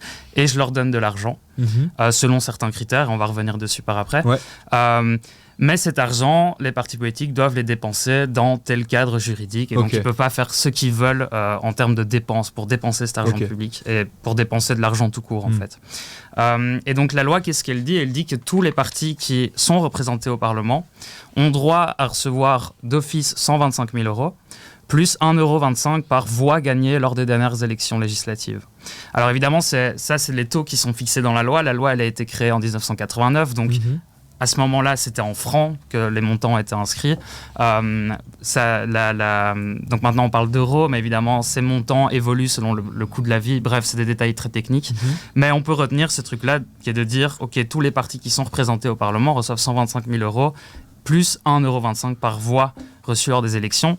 Tous les partis qui sont représentés au Parlement, c'est pas tout à fait vrai, parce qu'en fait, pour recevoir cet argent, les partis doivent avoir au minimum un certain nombre de parlementaires pour pouvoir... ce qui va leur permettre de créer un groupe parlementaire. Un groupe parlementaire, c'est quoi ? C'est typiquement des élus, donc des parlementaires fédéraux, régionaux, qui ont les mêmes sensibilités et qui décident au sein du Parlement de créer comme une équipe de foot, une équipe de... j'en sais rien.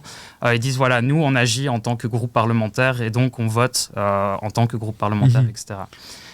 Et donc ces groupes parlementaires, pour l'instant, ils sont créés. Donc voilà, il y a le groupe parlementaire du MR, du PS, mais on peut tout à fait imaginer que 5 parlementaires du PS s'allient avec 10 parlementaires d'écolo et forment un groupe parlementaire à eux. Ça, c'est tout à fait envisageable. Ok, mais donc c'est les partis politiques qui reçoivent cet argent, mais c'est pas des personnes du coup les partis, mais donc qui reçoit alors là, vraiment cet argent? C'est une bonne question, merci de me la poser Manu. De rien. En fait là on rentre dans toute la logique belge qui est un peu cette logique très complexe dès qu'il s'agit de questions politiques. Donc j'ai dit que par cette loi, l'État reconnaît que les partis politiques existent. En fait, c'est pas tout à fait vrai. Il faut savoir qu'en Belgique, les partis politiques, ils n'ont pas de personnalité juridique. C'est-à-dire que ce sont des associations de fait. Des associations de fait, c'est quoi? C'est des personnes qui se rassemblent dans une pièce, qui disent voilà, nous, autour de ce sujet, on s'assemble, on crée un parti politique et on agit au nom de cette association de fait qui est le parti politique. Ils n'ont pas de personnalité juridique, ça veut dire qu'ils n'ont pas vraiment de droits et de devoirs au regard de la justice. Donc c'est par exemple très dur d'attaquer un parti en justice parce qu'il n'y a pas de personnalité à attaquer. Ça veut aussi dire que l'argent de l'État, comment est-ce qu'on peut recevoir de l'argent de l'État si aux yeux de l'État on n'existe pas dans les faits légalement? Ce qu'ils ont décidé de faire, c'est de créer des ASBL de gestion des partis politiques qui eux reçoivent l'argent et qui gèrent et qui donnent l'argent aux partis politiques en son nom. Et donc par exemple on peut citer le MR, typiquement l'ASBL qui gère les comptes du MR et qui donc reçoit cet argent public de la part de l'État, c'est l'ASBL Gestion et Agir Libéral. J'ai aussi noté l'ASBL du PS qui est la FONSOC. J'ai pas fait l'effort d'aller voir ce que voulait dire chaque lettre de l'acronyme. Mais donc c'est typiquement belge parce que dans les autres pays généralement les partis politiques ont quand même une personnalité juridique ou en tout cas une certaine existence aux yeux de l'État. Mais justement ailleurs, alors est-ce que c'est la même chose et est-ce que ça fonctionne un peu différemment ou pas? Ça fonctionne différemment. Alexis, je vais prendre deux exemples très opposés, très polarisants. Au regard du financement public donné aux partis politiques. Il y a l'exemple des États-Unis où là, en fait, quasi la totalité de l'argent que reçoivent les partis sont des dons privés. Et donc ça pose la question de la corruption parce que ces dons, d'où est-ce qu'ils viennent? Quelle contrepartie est-ce que les partis promettent aux gens qui leur donnent des millions? Donc ça pose pas mal de questions. Et alors il y a le cas à l'autre extrême, je ne sais pas à quel point c'est extrêmement opposé à ça, mais le cas de l'Allemagne où là en fait les partis politiques, donc l'existence des partis politiques et des missions qu'ils doivent remplir sont gravées dans la Constitution. Donc la Constitution allemande reconnaît que les partis politiques sont quelque chose qui existe et ils poursuivent telle mission. C'est inscrit dans la Constitution. Ça veut aussi dire que les partis politiques sont tenus de respecter certaines règles en interne pour déterminer qui sera candidat, pour déterminer comment est-ce qu'on élit le président de parti, etc. Et en contrepartie, l'État est assez généreux en termes d'argent qu'il donne aux partis politiques. Donc moi je disais en Belgique, ici les partis doivent constituer un groupe parlementaire. En Allemagne, il leur suffit d'avoir, je pense, 1% de voix lors des dernières élections pour avoir droit à cette dotation publique. Et donc chez nous, là, jusqu'à maintenant, on parlait d'argent public. Ça représente quelle part dans le budget total des partis? Je dirais que ça représente en moyenne entre 75 et 95%. Je pense par exemple que l'OpenVLD, 93% du budget de l'OpenVLD, c'est de l'argent public. Okay. Après, je crois qu'Ecolo doit être plutôt dans l'autre côté, ou Groen en fait, où là, ça se situe plus entre 70 et 75% du budget de ces partis-là sont constitués d'argent public. Mais donc, on a quand même une grosse part de ce budget qui vient des fonds publics. Et alors, à ça, il faut ajouter les cotisations des membres. Donc, quand on s'affilie à un parti, on paye une cotisation. Il faut ajouter aussi les dons privés, qui sont toujours possibles. C'est limité dans le montant qu'on peut donner à un parti politique. Mais il y a des dons privés qui ne représentent pas grand-chose. Et alors, une autre belle source de revenus pour les partis, c'est ce qu'on appelle l'argent que rétrocèdent les mandataires. C'est-à-dire que les mandataires qui sont élus reçoivent de l'argent de la part de l'État parce qu'ils sont élus députés. Et en fait, les partis ont des règles internes qui disent à leurs mandataires, chez nous, vous nous donnez 15% de votre salaire de député. Ça va dans les caisses du parti pour le collectif. Est-ce qu'il y a d'autres choses à ajouter sur tout ce chapitre du financement des partis? Ou est-ce que là, on a toutes les clés en main pour... Peut-être quelques chiffres pour se rendre compte de quelles sommes dont on parle. Donc moi, j'ai noté les sommes reçues en 2019 par les partis francophones. Donc le CDH est autour de 6 millions d'euros comme écolo. Donc ça, public et privé compris. Tout compris. Le MR est à 9 millions. Le PS, qui est le premier parti francophone, est à 12,7 millions. Et alors, en comparaison, la NVA reçoit 14,6 millions. A un budget de 14,6 millions, ce qui est énorme. C'est le premier parti en Belgique. Le premier parti, ok. C'est ça, voilà. Et donc, ça fait un total de 73 millions répartis dans tous les partis belges. Et voilà. Et donc tout cet argent reçu par les partis politiques, on va maintenant s'intéresser à l'une des manières dont il est dépensé. Et donc l'une des manières, l'un des petits aspects, entre autres, c'est sur les publicités, sur les réseaux sociaux. C'est l'objet, vraiment le sujet de cette partie politique actuellement, dont on parle, pour rappel, donc avec Thomas, qui nous a rejoint, qui est doctorant au Centre d'études de la vie politique à l'ULB, et avec Valentin Dantine, qui est attaché parlementaire de Gilles Van den Burg, donc député fédéral écolo, et juriste également en droit des technologies de l'information. Et donc après avoir fait tout cet état des lieux de financement des partis, la question est donc comment est-il dépensé cet argent, est-ce qui est régulé aussi la manière dont il est dépensé. Et donc on le sait, tu le mentionnais déjà un petit peu pour l'instant, après une loi de 1989, les dépenses en publicité à la radio, à la télévision, sur la presse écrite également, ça c'est régulé donc pour les partis politiques, mais pour l'instant donc c'est pas du tout le cas sur les réseaux sociaux, sur internet, c'est bien ça ? Non, parce que les réseaux sociaux sont pas compris dans cette loi, parce que forcément en 1989 c'était pas encore là. Et donc pour l'instant on a des balises pour les autres médias, et ici pour les médias sociaux il n'y a pas de balises. Et elles ont été mises en place pour justement éviter les campagnes démesurées, que l'argent privé n'entre pas trop en compte dans toute cette propagande électorale, et c'était quand même une question de démocratie à l'époque de prévoir tout ça.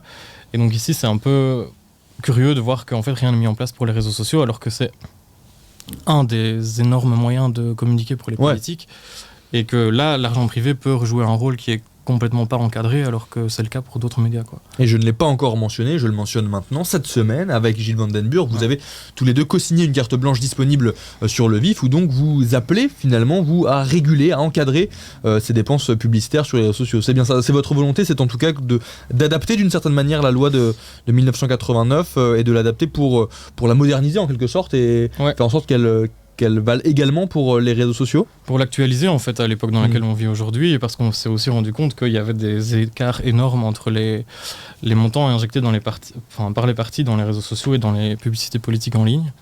Les partis comme Vlaams Belang ou la NVA. Justement, parlons-en un peu de ces partis-là. C'est qui dépense, quels sont les partis qui dépensent le plus ? Au niveau des chiffres, là pour l'instant, c'est Vlaams Belang, NVA, PTB qui sont sur l'année 2020 à plus de 2 millions d'euros. Ce qui est quand même une somme assez colossale en termes de propagande. Et alors, ce qui est assez pratique, c'est que sur Facebook, il y a une bibliothèque qui est disponible où tout le monde peut cliquer, se rendre et voir quelle publication a été sponsorisée par quelle entité pour un montant de combien d'euros. Et donc, il y a des gens qui sont amusés à compiler toutes les données et voir, etc. C'est comme ça qu'on sait que c'est 2 millions d'euros pour ces parties-là. Et par exemple, Bart de Wever, sur la période de janvier à juillet 2021, il a utilisé sur son compte plus de 200 000 euros. Donc c'est quand même un prix assez conséquent. Comment on calcule ça, par exemple, les dépenses en fait, sur les réseaux sociaux, des partis ? Comment est-ce qu'on peut le savoir, en fait, juste ? Mais vraiment, si tu vas sur... Ça s'appelle Library Ads. Et donc là, il y a vraiment... si tu cliques... En fait, à chaque fois que quelqu'un clique sur une publication qui arrive sponsorisée sur son écran, donc si vous avez Bart de Wever qui vous dit « Rejoignez ma page sponsorisée », si vous cliquez normalement sur le petit lien qu'il y a au-dessus, vous savez voir quel est l'argent qui a été injecté, 20 000 euros, 10 000 euros, 5 000 euros, 50 euros parfois, mais souvent c'est quand même assez exorbitant directement. Et ça, c'est quelque chose, par exemple, qui est obligatoire, d'indiquer le montant. C'est obligatoire du moment que c'est une personnalité politique, ou si par exemple, moi demain, je fais aussi un contenu sponsorisé où je dis rejoignez la base, voilà, tous les vendredis machin, est-ce que je suis obligé aussi, moi, de mettre le montant que j'ai dépensé ? Ou pas, ou c'est un truc propre aux personnalités politiques ? Pour l'instant, il n'y a pas de régulation. En tout cas, de ce que j'ai suivi, il y a des discussions au niveau européen, parce que le digital est quand même vachement encadré au niveau européen plutôt que national. Et donc là, pour l'instant, c'est vraiment les balises et les guidelines des réseaux sociaux. C'est Facebook qui a mis ça en place dans un but de transparence, parce qu'ils essaient de se montrer transparents à leur échelle. Qu'on veuille y croire ou pas, ça c'est un autre débat, mais voilà, ils essaient de faire des efforts. Et donc c'est complètement leur souhait de créer cette bibliothèque de publicité où on sait regarder les... Et là tu mentionnais déjà Bart de Wever comme une personnalité politique, donc très actif dans sa communication aussi sur les réseaux sociaux, dans ses contenus sponsorisés. Est-ce qu'il y a d'autres personnalités politiques, et quelles sont-elles en fait, ces personnalités politiques qui investissent le plus dans la communication et autour de leur image sur les réseaux sociaux ? En fait, c'est paru dans les médias en fait il y a quelques mois, notamment je pense que c'était une tribune du Standaard, donc un média flamand, qui prenait le fait qu'il y avait 7 personnalités politiques sur 10 qui étaient en Europe, qui étaient des personnalités politiques belges, qui étaient dans le top 10 de ceux qui dépensent le plus sur les réseaux sociaux. C'est comme ça que tout le monde a un peu commencé à regarder exactement quel parti dépensait le plus, ou quelle personnalité dépensait le plus. Et alors, au niveau francophone, je pense que c'est surtout Georges-Louis Boucher qui injecte pas mal, au niveau du MR, qui injecte pas mal d'argent là-dedans. Au niveau le PTB aussi, qui injecte pas mal d'argent. Je pense que les autres partis sont un peu en dessous, voire très en dessous. Et au niveau flamand, c'est essentiellement Bart de Wever, le Vlaams Belang, les personnalités politiques du Vlaams Belang. Et alors aussi le président des socialistes flamands, Conor Rousseau, qui est aussi pas mal médiatisé sur les réseaux sociaux. Et puis...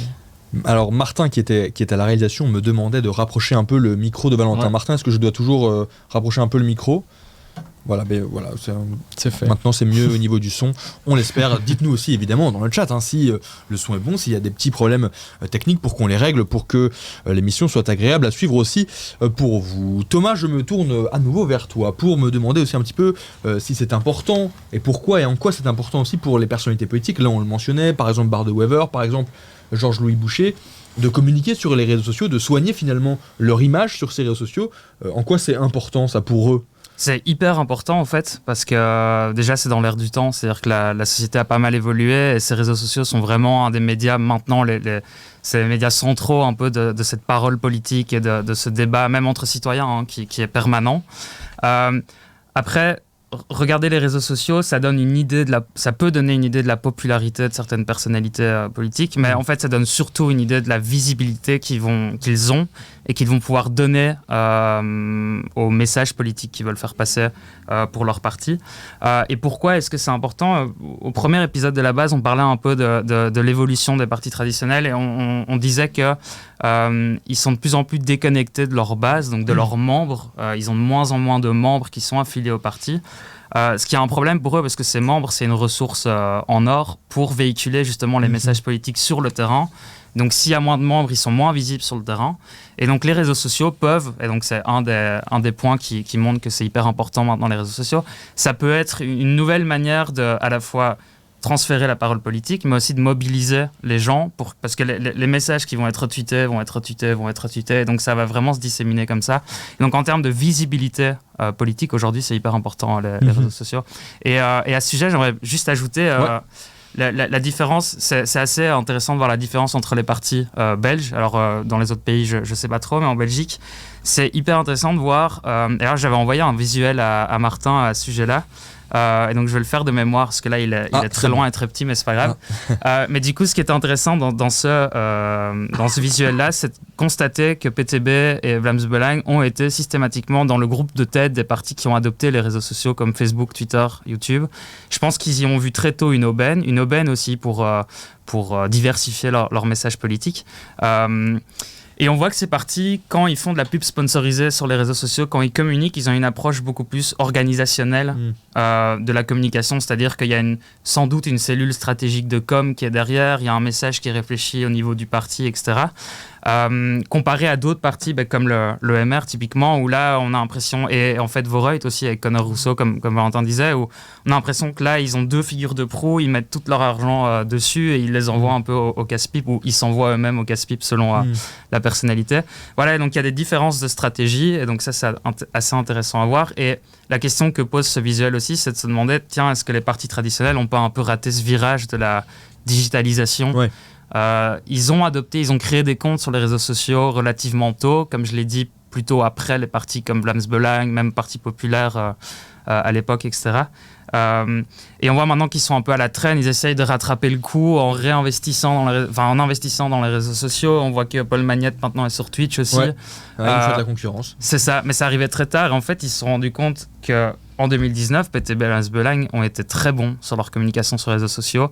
Ça leur a sans doute rapporté beaucoup de voix, en tout cas beaucoup de visibilité. Donc auprès des jeunes notamment, peut-être. C'est ça, et donc ça a permis de créer un vrai débat autour de leurs idées à eux. Donc je crois que les partis s'en sont rendus compte maintenant, ils essayent de rattraper le coup.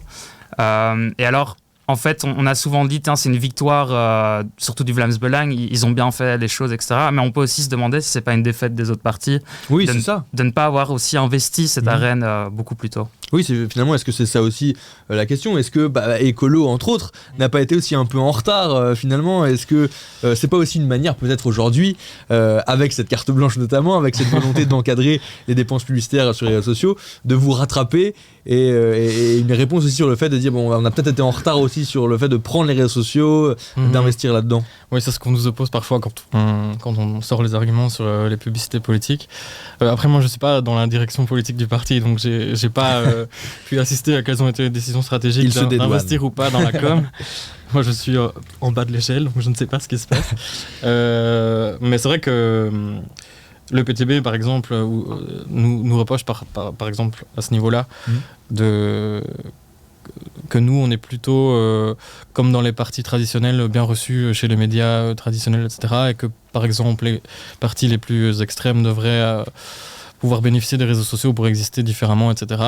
C'est un argument qu'on entend, mais après, ici, ce qu'on propose ici dans la carte blanche, c'est pas d'interdire les publicités politiques, c'est juste d'établir un cadre commun à tout le monde qui est plus fair-play pour que ce soit vraiment mieux représenté et qu'il y ait une vraie pluralité d'opinions, quoi. Et justement, ce cadre, alors quel est-il ? C'est quoi le véritable objectif ? C'est de définir une période électorale à laquelle on pourrait dépenser de l'argent dans les publicités sur les réseaux sociaux ? C'est quoi exactement Le vrai objectif, en fait, c'est que pour l'instant, on a l'impression que vu qu'il y a des millions investis par certains partis et des milliers par d'autres, c'est un peu comme si on se retrouvait dans un plateau télé où il y a quelqu'un qui prend 80% de l'espace de la parole sans qu'on interagisse, en fait, enfin qu'on intervienne. Donc là, le but, c'est d'avoir une liberté de parole qui est plus ou moins équitable. Et alors ici, ce qu'on propose, en tout cas à ce stade-ci, c'est de mettre un plafond de communication, donc de publicité politique pour les partis sur base d'un an, qui est d'1 million d'euros, ce qui est déjà assez large. Mais alors là, ce serait donc publicité politique, mais vraiment online et offline. Donc ce serait parce que en fait, les autres arguments qu'on nous oppose aussi, c'est de dire oui, mais si on a envie d'investir sur les réseaux sociaux, c'est notre choix, c'est notre liberté de parti. On pourrait très bien faire des tracts et puis voilà. Sauf que déjà, les tracts, il y a aussi des réglementations, on peut pas faire tout ce qu'on veut non plus. Mais c'est difficile de dire que ce sera vraiment juste démocratique de fonctionner comme ça, quoi. Et donc plafonné sur 1 an, mais donc ça veut dire que peu importe la période, les partis pourront communiquer sur les réseaux sociaux, peu importe la période, ou est-ce qu'il y a une volonté aussi de mettre en place par exemple de définir une période électorale dans laquelle les partis pourraient à ce moment-là communiquer et moins à d'autres moments ? Justement, pour l'instant, la loi de 1989, dont on parle à chaque fois, elle établit une période électorale de 4 mois avant les élections. Et ici, on se rend compte qu'avec les réseaux sociaux, c'est quand même assez complexe de croire que les interviews politiques, les publicités politiques qui vont être sponsorisées, etc., ne vont pas avoir d'effet sur les élections qui vont arriver d'ici 1 an, 2 ans, 3 ans. Donc elle est un peu désuète, en tout cas pour les réseaux sociaux, cette période électorale des 4 mois avant. Et donc ici, ce serait vraiment genre sur l'année. Donc là, vous ne voulez pas amener la période électorale sur les réseaux sociaux ? Il n'y aurait plus trop de références à une période précise, ce serait vraiment sur l'année, 1 million d'euros. Pour la publicité politique en tant que telle. Ok, oui, parce qu'en plus c'est un peu finalement l'essence même des partis politiques, de devoir convaincre et donc de véhiculer leurs idées un peu tout au long, au-delà de la période électorale. Oui, et on s'en rend compte en fait, parce que déjà de manière générale et de manière naturelle, les algorithmes des réseaux sociaux vont pousser des messages qui seront plus clivants, qui seront plus clash. Et donc du coup, c'est déjà un message qui est véhiculé par les partis qui sont les plus extrêmes. Et donc du coup, si on booste, donc boost c'est le terme pour dire on met de l'argent sur une publication. Si on booste un post qui est déjà clivant, il va avoir une portée super décuplée à un post qui est tout en nuances, en développement, où on explique les choses de manière plus longue, par exemple. Ça, c'est à cause de l'algorithme de Facebook ? Déjà, de manière générale, les posts clivants marchent plus. C'est comme ça les gens réagissent plus. Après, ils changent tout le temps les algorithmes, mais c'est quand même un petit peu le modèle économique de Facebook aussi, de pousser aux commentaires, d'interagir, etc. Donc plus c'est clivant, plus on va interagir. Je sais plus pourquoi je disais ça. Parce que je demandais si l'algorithme aussi poussait notamment à partager donc plus certains contenus que d'autres, et puis que l'essence même des partis politiques c'était de communiquer au-delà du pouvoir électoral et donc tout au long. Si on met un plafond, c'est là que vous voulez en venir, si on met un plafond, on aura aussi un débat de fond plus recherché, plus intelligent, plus en nuance que vraiment des taglines, entre guillemets, des phrases catch pour essayer de faire parler, alors qu'il n'y a pas beaucoup d'idées derrière et qui seront boostées par plein d'argent, où les gens pourront se dire ah oui, ça c'est vrai, mais il n'y a pas grand chose derrière. Et donc pour l'instant, vous avez publié une carte blanche avec Gilles Van Den Burg, donc qui appelle, en tout cas, qui ferait état de la volonté d'encadrer, de réglementer les dépenses publicitaires. Une proposition de loi qui a été déposée. Ah oui, c'est ça, donc c'est ça ma question. Est-ce qu'il y a autre chose en plus sur le terrain législatif? Il y a une proposition qui a été. Donc en fait, c'est Gilles Van Den Burg côté écolo et Christophe Calvo au niveau de Groen qui sont à la manœuvre. Donc ça a été déposé ici, donc maintenant. Ça s'est déposé quand? La semaine passée, je crois. Ah oui, ok, donc c'est tout récent. Oui. Et donc là, on va voir comment ça se déroule avec les autres partis, quelles vont être les opinions des autres partis. Donc on s'attend à quand même pas mal de débats là-dessus, parce qu'on touche à la démocratie, on touche aussi à la liberté d'expression d'une part, parce que c'est aussi ce qu'on nous reproche, c'est de vouloir brimer la liberté d'expression, mais non, c'est juste l'encadrer pour que tout le monde ait une vraie liberté d'expression en fait, et qu'elle soit pas biaisée par l'argent, quoi. Parce que c'est quoi le chemin là, du coup, par exemple, qui reste à faire après une proposition de loi? Quel est le petit chemin qu'elle doit faire pour ensuite être potentiellement votée, potentiellement être effective? Il faut qu'elle passe en commission d'abord, et donc du coup là il y aura déjà des débats, des votes en première ou en deuxième lecture, ça dépend. Et puis après, elle sera rediscutée. Si elle sort de la commission qui se charge de ça, elle sera rediscutée en plénière avec tous les parlementaires et votée en plénière. Mais avant ça, il va y avoir quand même pas mal de discussions entre les partis aussi pour voir qui est favorable ou pas à la proposition. Il y a un autre aspect aussi qui me semblait intéressant, c'est que dans cette carte blanche-là, il n'est jamais question en tout cas, vous ne parlez jamais des partis extrêmes. Est-ce que ça veut dire que dans le fait de réguler la communication ici, donc les dépenses publicitaires des partis politiques sur les réseaux sociaux, est-ce que ça veut dire que les partis extrêmes doivent être traités de la même manière que les autres partis? Est-ce que tous les partis doivent être sur le même pied d'égalité par rapport à ça? Oui, puisque tout le monde a droit à cet espace public numérique où tout le monde poste et tout le monde publie ses posts politiques et met de l'argent en publicité. Donc oui, c'est normal que tout le monde soit dans le même cadre et qu'il y ait vraiment une zone raisonnable, fair play, où tout le monde peut évidemment toujours pouvoir promouvoir et mettre un petit peu d'argent parce que c'est logique. C'est un peu comme à la télé, il y a des choses qui sont mises en place, on peut y aller, mais il y a des limites, parce que ce sera la même chose. Sur les réseaux sociaux, il faudrait des limites pour que vraiment tout le monde ait son opinion à dire. Mais justement, à la télé, tu cites l'exemple de la télé, mais il y a quand même une différence majeure. Oui, c'est qu'il existe par exemple le cordon sanitaire médiatique. Alors, avant de savoir un peu pourquoi est-ce qu'il ne pourrait pas, ou ne devrait pas en tout cas être adapté aux réseaux sociaux, est-ce que Thomas, tu peux nous réexpliquer un petit peu ce que c'est aussi ce cordon sanitaire médiatique et qui est aussi politique? Bien sûr, ce sera assez simple. En fait, faut savoir que Vlaams Belang a eu une courbe électorale assez variée. C'est-à-dire qu'ils ont eu à certains moments des gros pics, comme ils ont pu avoir là maintenant en 2019. Donc le Vlaams Belang qui est le parti d'extrême droite flamand. C'est ça, tout à fait. Et donc il faut savoir qu'en 1991, à l'issue des élections, on a appelé d'ailleurs ce jour des élections de 1991 le dimanche noir. Pourquoi? Parce que le Vlaams Belang a cassé tous ses records en termes de scores électoraux, etc. Et ils ont cassé ces records en termes de scores électoraux en présentant aux électeurs un programme qui était très, je ne vais même pas dire sulfureux, mais qui est très problématique au regard des droits fondamentaux, des droits de l'homme. Il y avait vraiment des propositions que certains ont jugées problématiques d'un point de vue démocratique, d'un point de vue philosophique, d'un point de vue éthique, etc. Et donc à la sortie des urnes, les partis politiques se sont mis de manière informelle d'accord pour se dire que jamais ils ne gouverneraient avec l'extrême droite en Belgique. C'est ce qu'on a appelé le cordon sanitaire politique. Alors on n'est pas les seuls à l'avoir fait en Belgique, hein. Il y a d'autres pays qui l'ont appliqué, mais en Belgique, ce cordon sanitaire, on est le pays où ce cordon sanitaire a tenu le plus longtemps et il tient encore. Alors la question se pose de savoir s'il tient encore ou pas. Elle se pose, et donc pardon, je vais peut-être d'abord dire que ce cordon sanitaire, c'est aussi de manière aussi un peu informel, mais répliqué d'un point de vue médiatique. C'est-à-dire qu'à la suite de ces mêmes élections, les médias ont décidé de ne plus inviter de représentants du parti Vlaams Belang. Mais les médias francophones, ou c'est pas toute la Belgique. En Flandre, par exemple, le Vlaams Belang peut être invité sur un plateau télévisé. Tout à fait. Après, ça a peut-être été minimisé. Alors là, je sais pas, je n'étais pas encore né en 91 dans les années qui suivaient. La présence de mandataires du Vlaams Belang et du Vlaams Blok à l'époque a peut-être été minimisée suite à ça, mais c'est vrai qu'on voit ces derniers temps, en tout cas, qu'ils sont de nouveau dans les médias un peu en Flandre de manière plus persistante.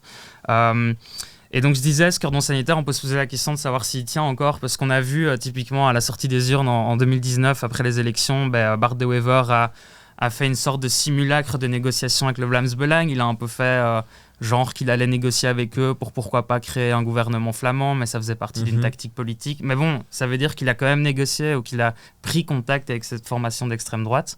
On voit aussi qu'avec l'arrivée des réseaux sociaux, ce parti d'extrême droite a beaucoup plus voix au chapitre. Malgré le cordon sanitaire médiatique qui existe, ils peuvent faire passer leurs idées. Et d'ailleurs, pendant les élections de 2019, ils ont fait passer leurs idées de manière assez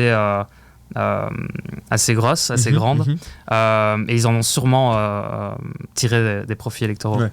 Et le cordon sanitaire, c'est aussi quelque chose de très clivant aussi dans l'opinion publique. Dites-nous dans les commentaires, profitez-en pour dire est-ce que vous êtes pour, plutôt contre le cordon sanitaire, est-ce que c'est une bonne idée ou est-ce que ça devrait bien ne plus voir le jour aujourd'hui. Dites-nous ce que vous en pensez, comme aussi ce que vous en pensez. Est-ce que les dépenses publicitaires des partis politiques devraient être ou pas encadrées, régulées aussi sur les réseaux sociaux? Vos avis nous intéressent pour bien les relayer aussi et qu'ils prennent part à nos discussions. Et donc toi Valentin, qu'est-ce que tu en penses de ce cordon sanitaire médiatique par exemple? Est-ce qu'il pourrait être adapté aussi aux dépenses publicitaires sur les réseaux sociaux ou est-ce que c'est tout à fait irréaliste selon toi? Ce serait très dur à mettre en place de toute façon. Déjà, est-ce que vous voudriez le mettre en place par exemple avec Gilles Van Den Burg du coup? Alors j'en ai aucune idée premièrement.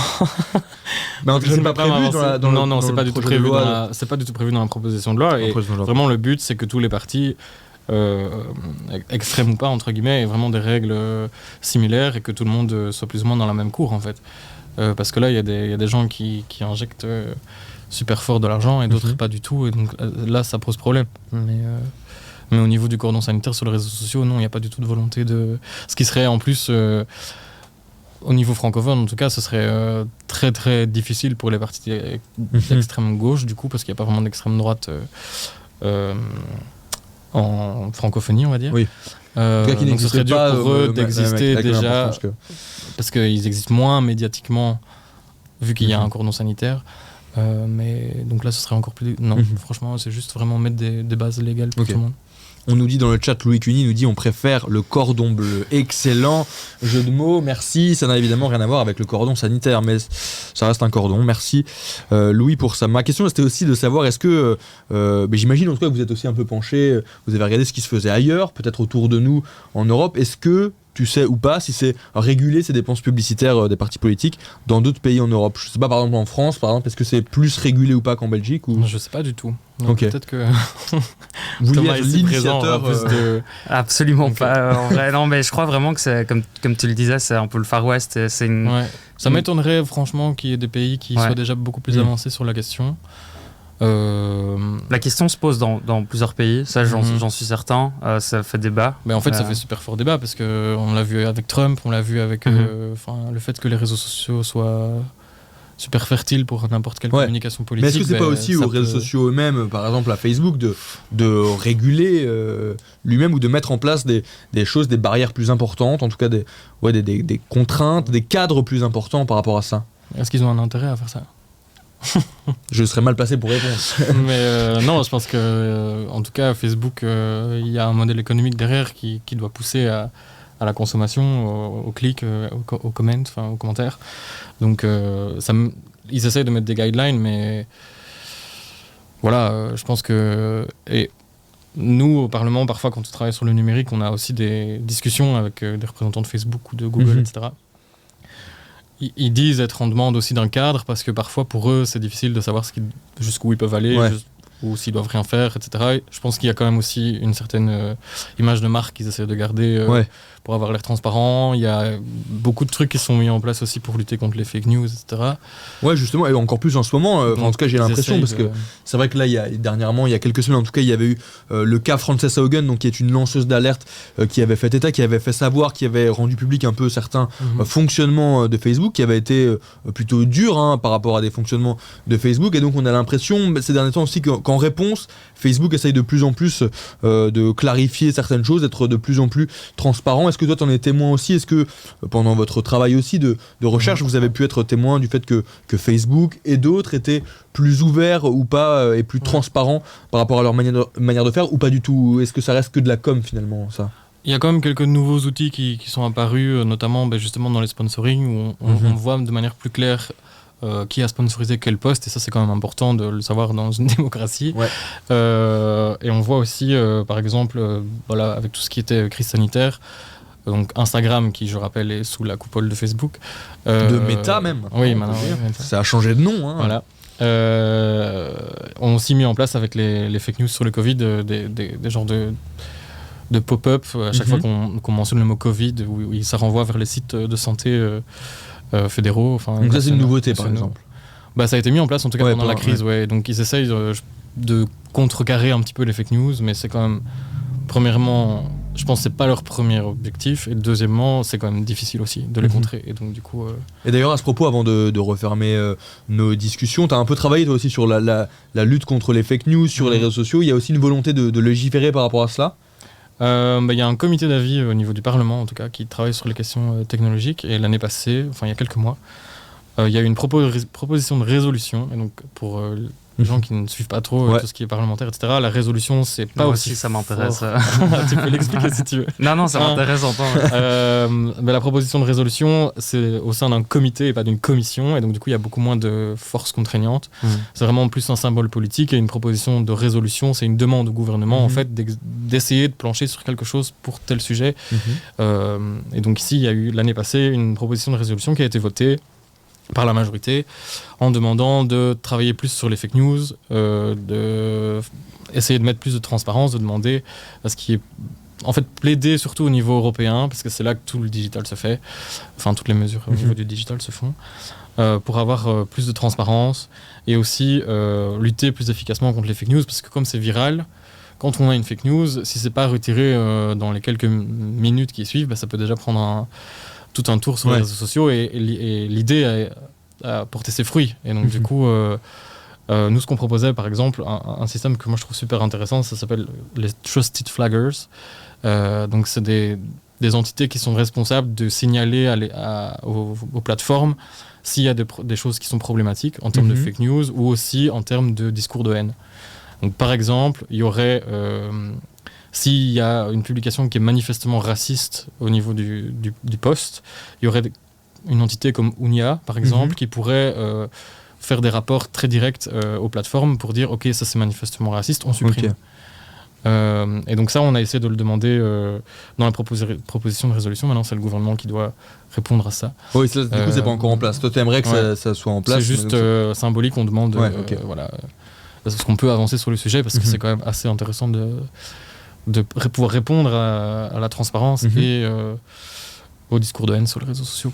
Écoute Valentin, merci beaucoup d'avoir répondu à nos questions, de nous en avoir dit un peu plus, de nous avoir apporté des points de contextualisation aussi à toi Thomas dans nos discussions politiques. Donc je le rappelle, on parlait de l'encadrement pour l'instant inexistant des dépenses publicitaires des partis politiques sur les réseaux sociaux ici en Belgique. Il est 20h03, ça va être l'heure de clôturer notre émission, notre 5e épisode de La Base. J'en profite aussi pour annoncer bien que la semaine prochaine c'est un autre visage qui sera à ma place. Je ne vais pas vous raconter ma vie qui est absolument intéressante, mais je ne serai pas là pour quelques prochaines semaines. Donc voilà, je vais être remplacé par un très charmant jeune homme. Si vous voulez connaître son identité, je vous rappelle, c'est un bon rappel, ça tombe bien, que nous avons notre numéro de téléphone de La Base, notre numéro personnel.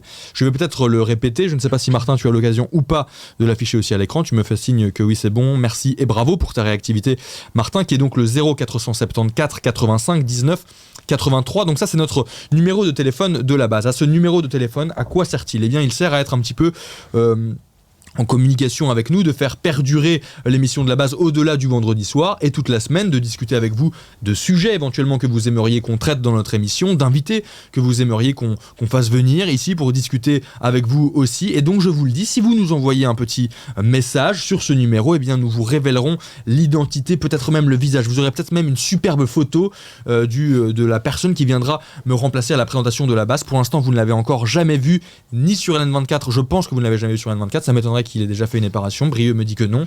Donc voilà, c'est un nouveau visage, vous le verrez, je ne vous en dis pas plus pour l'instant, et je vous invite donc à nous écrire au numéro affiché et que je vous indiquais pour que vous connaissiez son identité et que vous puissiez aussi donc voilà, nous proposer des sujets, des invités pour nos prochaines émissions de La Base. Je reviendrai évidemment, à part si vous préférez celui qui me remplacera, et voilà, je serai éjecté, tant pis pour moi, mais voilà, et donc je serai remplacé pour les prochaines semaines. Thomas, merci aussi beaucoup d'avoir été avec nous ce soir. Tu reviendras aussi, Thomas, je l'espère. Avec ça s'est plaisir, bien passé ce soir? Super bien, ouais. J'ai même appris des choses grâce à Valentin, donc franchement, super. Je reviendrai avec grand plaisir. Super, merci. J'enverrai un petit message. Oui, merci de participer à ça. Et toi, Valentin, comment était cette expérience? T'es content d'avoir participé à cette émission? Très bien, ouais. Une émission un peu particulière et qui était, on le rappelle, ta première expérience télévisée aussi. Merci de nous avoir accordé ta confiance pour cette grande première. Avec plaisir. J'espère que ça, du coup, ça t'a pas traumatisé. Non, du tout. Tant mieux.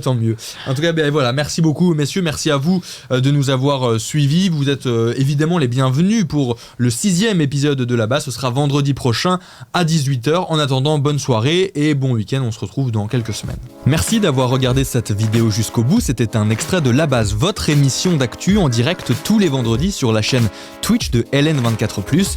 N'hésitez pas à liker cette vidéo et à vous abonner à notre chaîne YouTube pour ne rater aucun contenu. Vous pouvez aussi nous dire en commentaire les sujets que vous voudriez qu'on aborde dans nos prochains lives. À vendredi dans La Base.